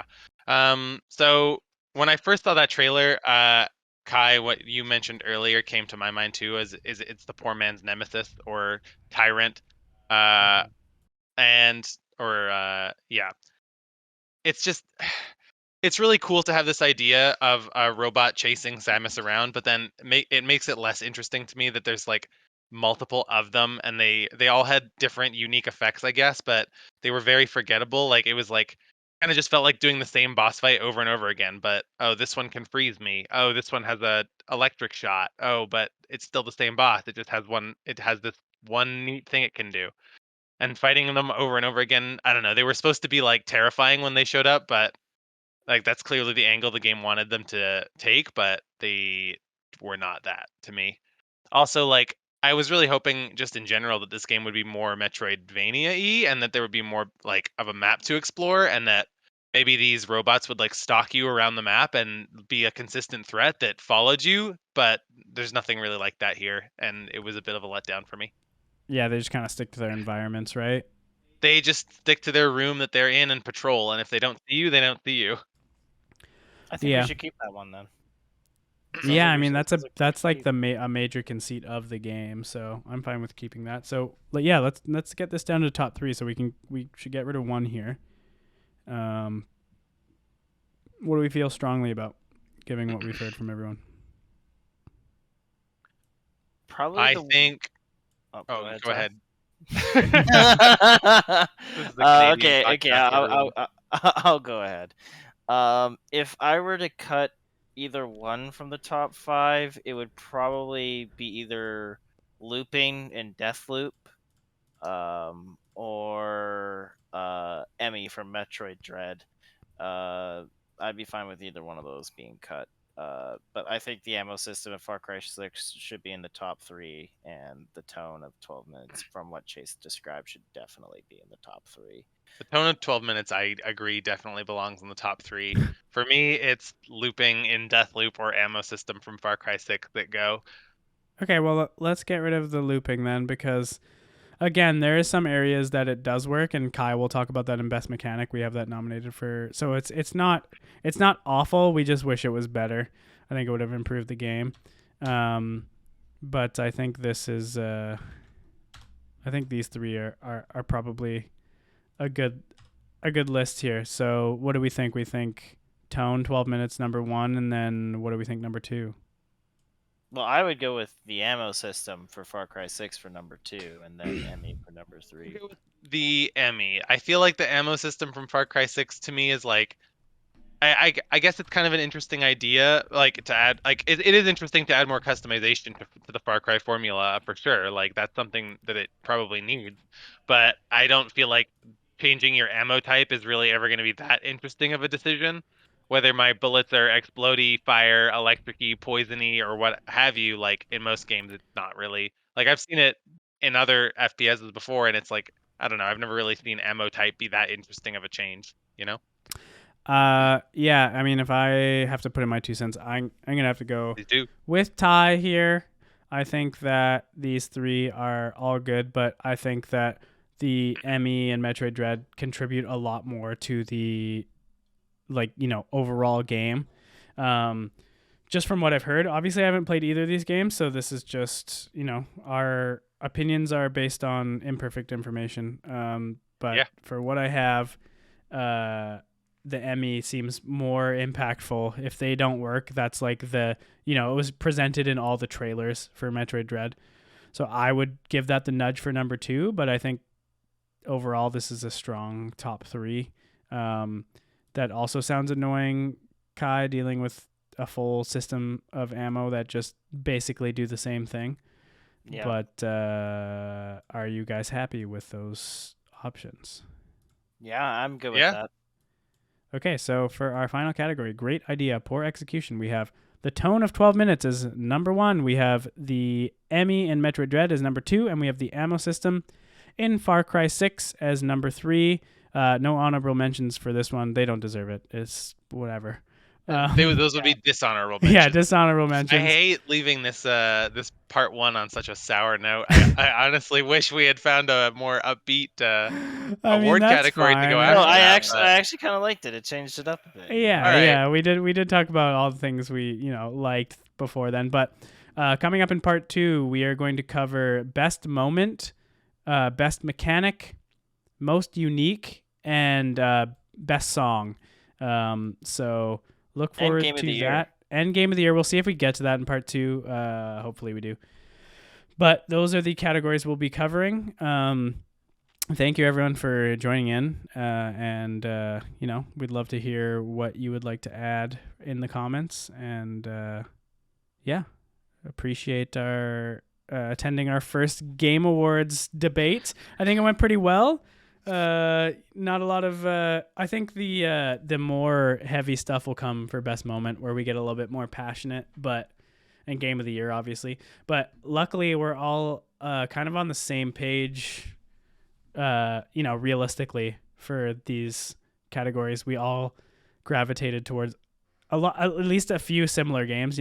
Inscription seems to be very high up for both of us, and even though we haven't played some of the games that others have played, we seem to understand how good those games are, at least. So, but we'll see how it goes. Although, I will say I am excited to get around to keeping to schedule and like a full another Game Awards podcast after a full year, where we know that we've all played at least these, Oh yeah, and imagine games a month, like 24 games. Imagine that we can all. In the next years, we'll also have probably 6 of us instead of 3 of us doing this, which will make it a lot more interesting. And it'll be nice to have opinions, because there will always be games that we haven't all played, and so it'll be nice to have a little bit more varied opinions. It's nice that I think me and Ty are kind of a little bit similar in the types of games we like. We obviously have a couple categories different, but it's nice to have Kai, who plays a lot more AAA stuff, which we don't tend to play as much of. But it'll be nice to add, once Caleb starts to play more games, he can cover a lot of the multiplayer side and the MMO kind of side, that stuff, and we add more people and just get more opinions out there, and that's what makes it more exciting, and having to actually have debates about stuff. Whereas this was great and it went really well. I'm glad. I would rather it go. It's fun. I would rather it go like this than to get in the weeds and get really heated about stuff. But it's it'll get to that once we get to more passionate stuff. But so far, I think part 2 is gonna have some passion. It'll have some more passion. But again, we're all friends, and we're not here to We're not here to rag. Now. We're not here to rag on each other's experiences. We're just going to listen and debate if we don't agree, but we're not going to be like, that game sucks. What are you talking about? Wait. What do you mean? On that Hero note, is unique. Get out of here. on that note, before your eyes, that game sucks. Wow, you're just wrong.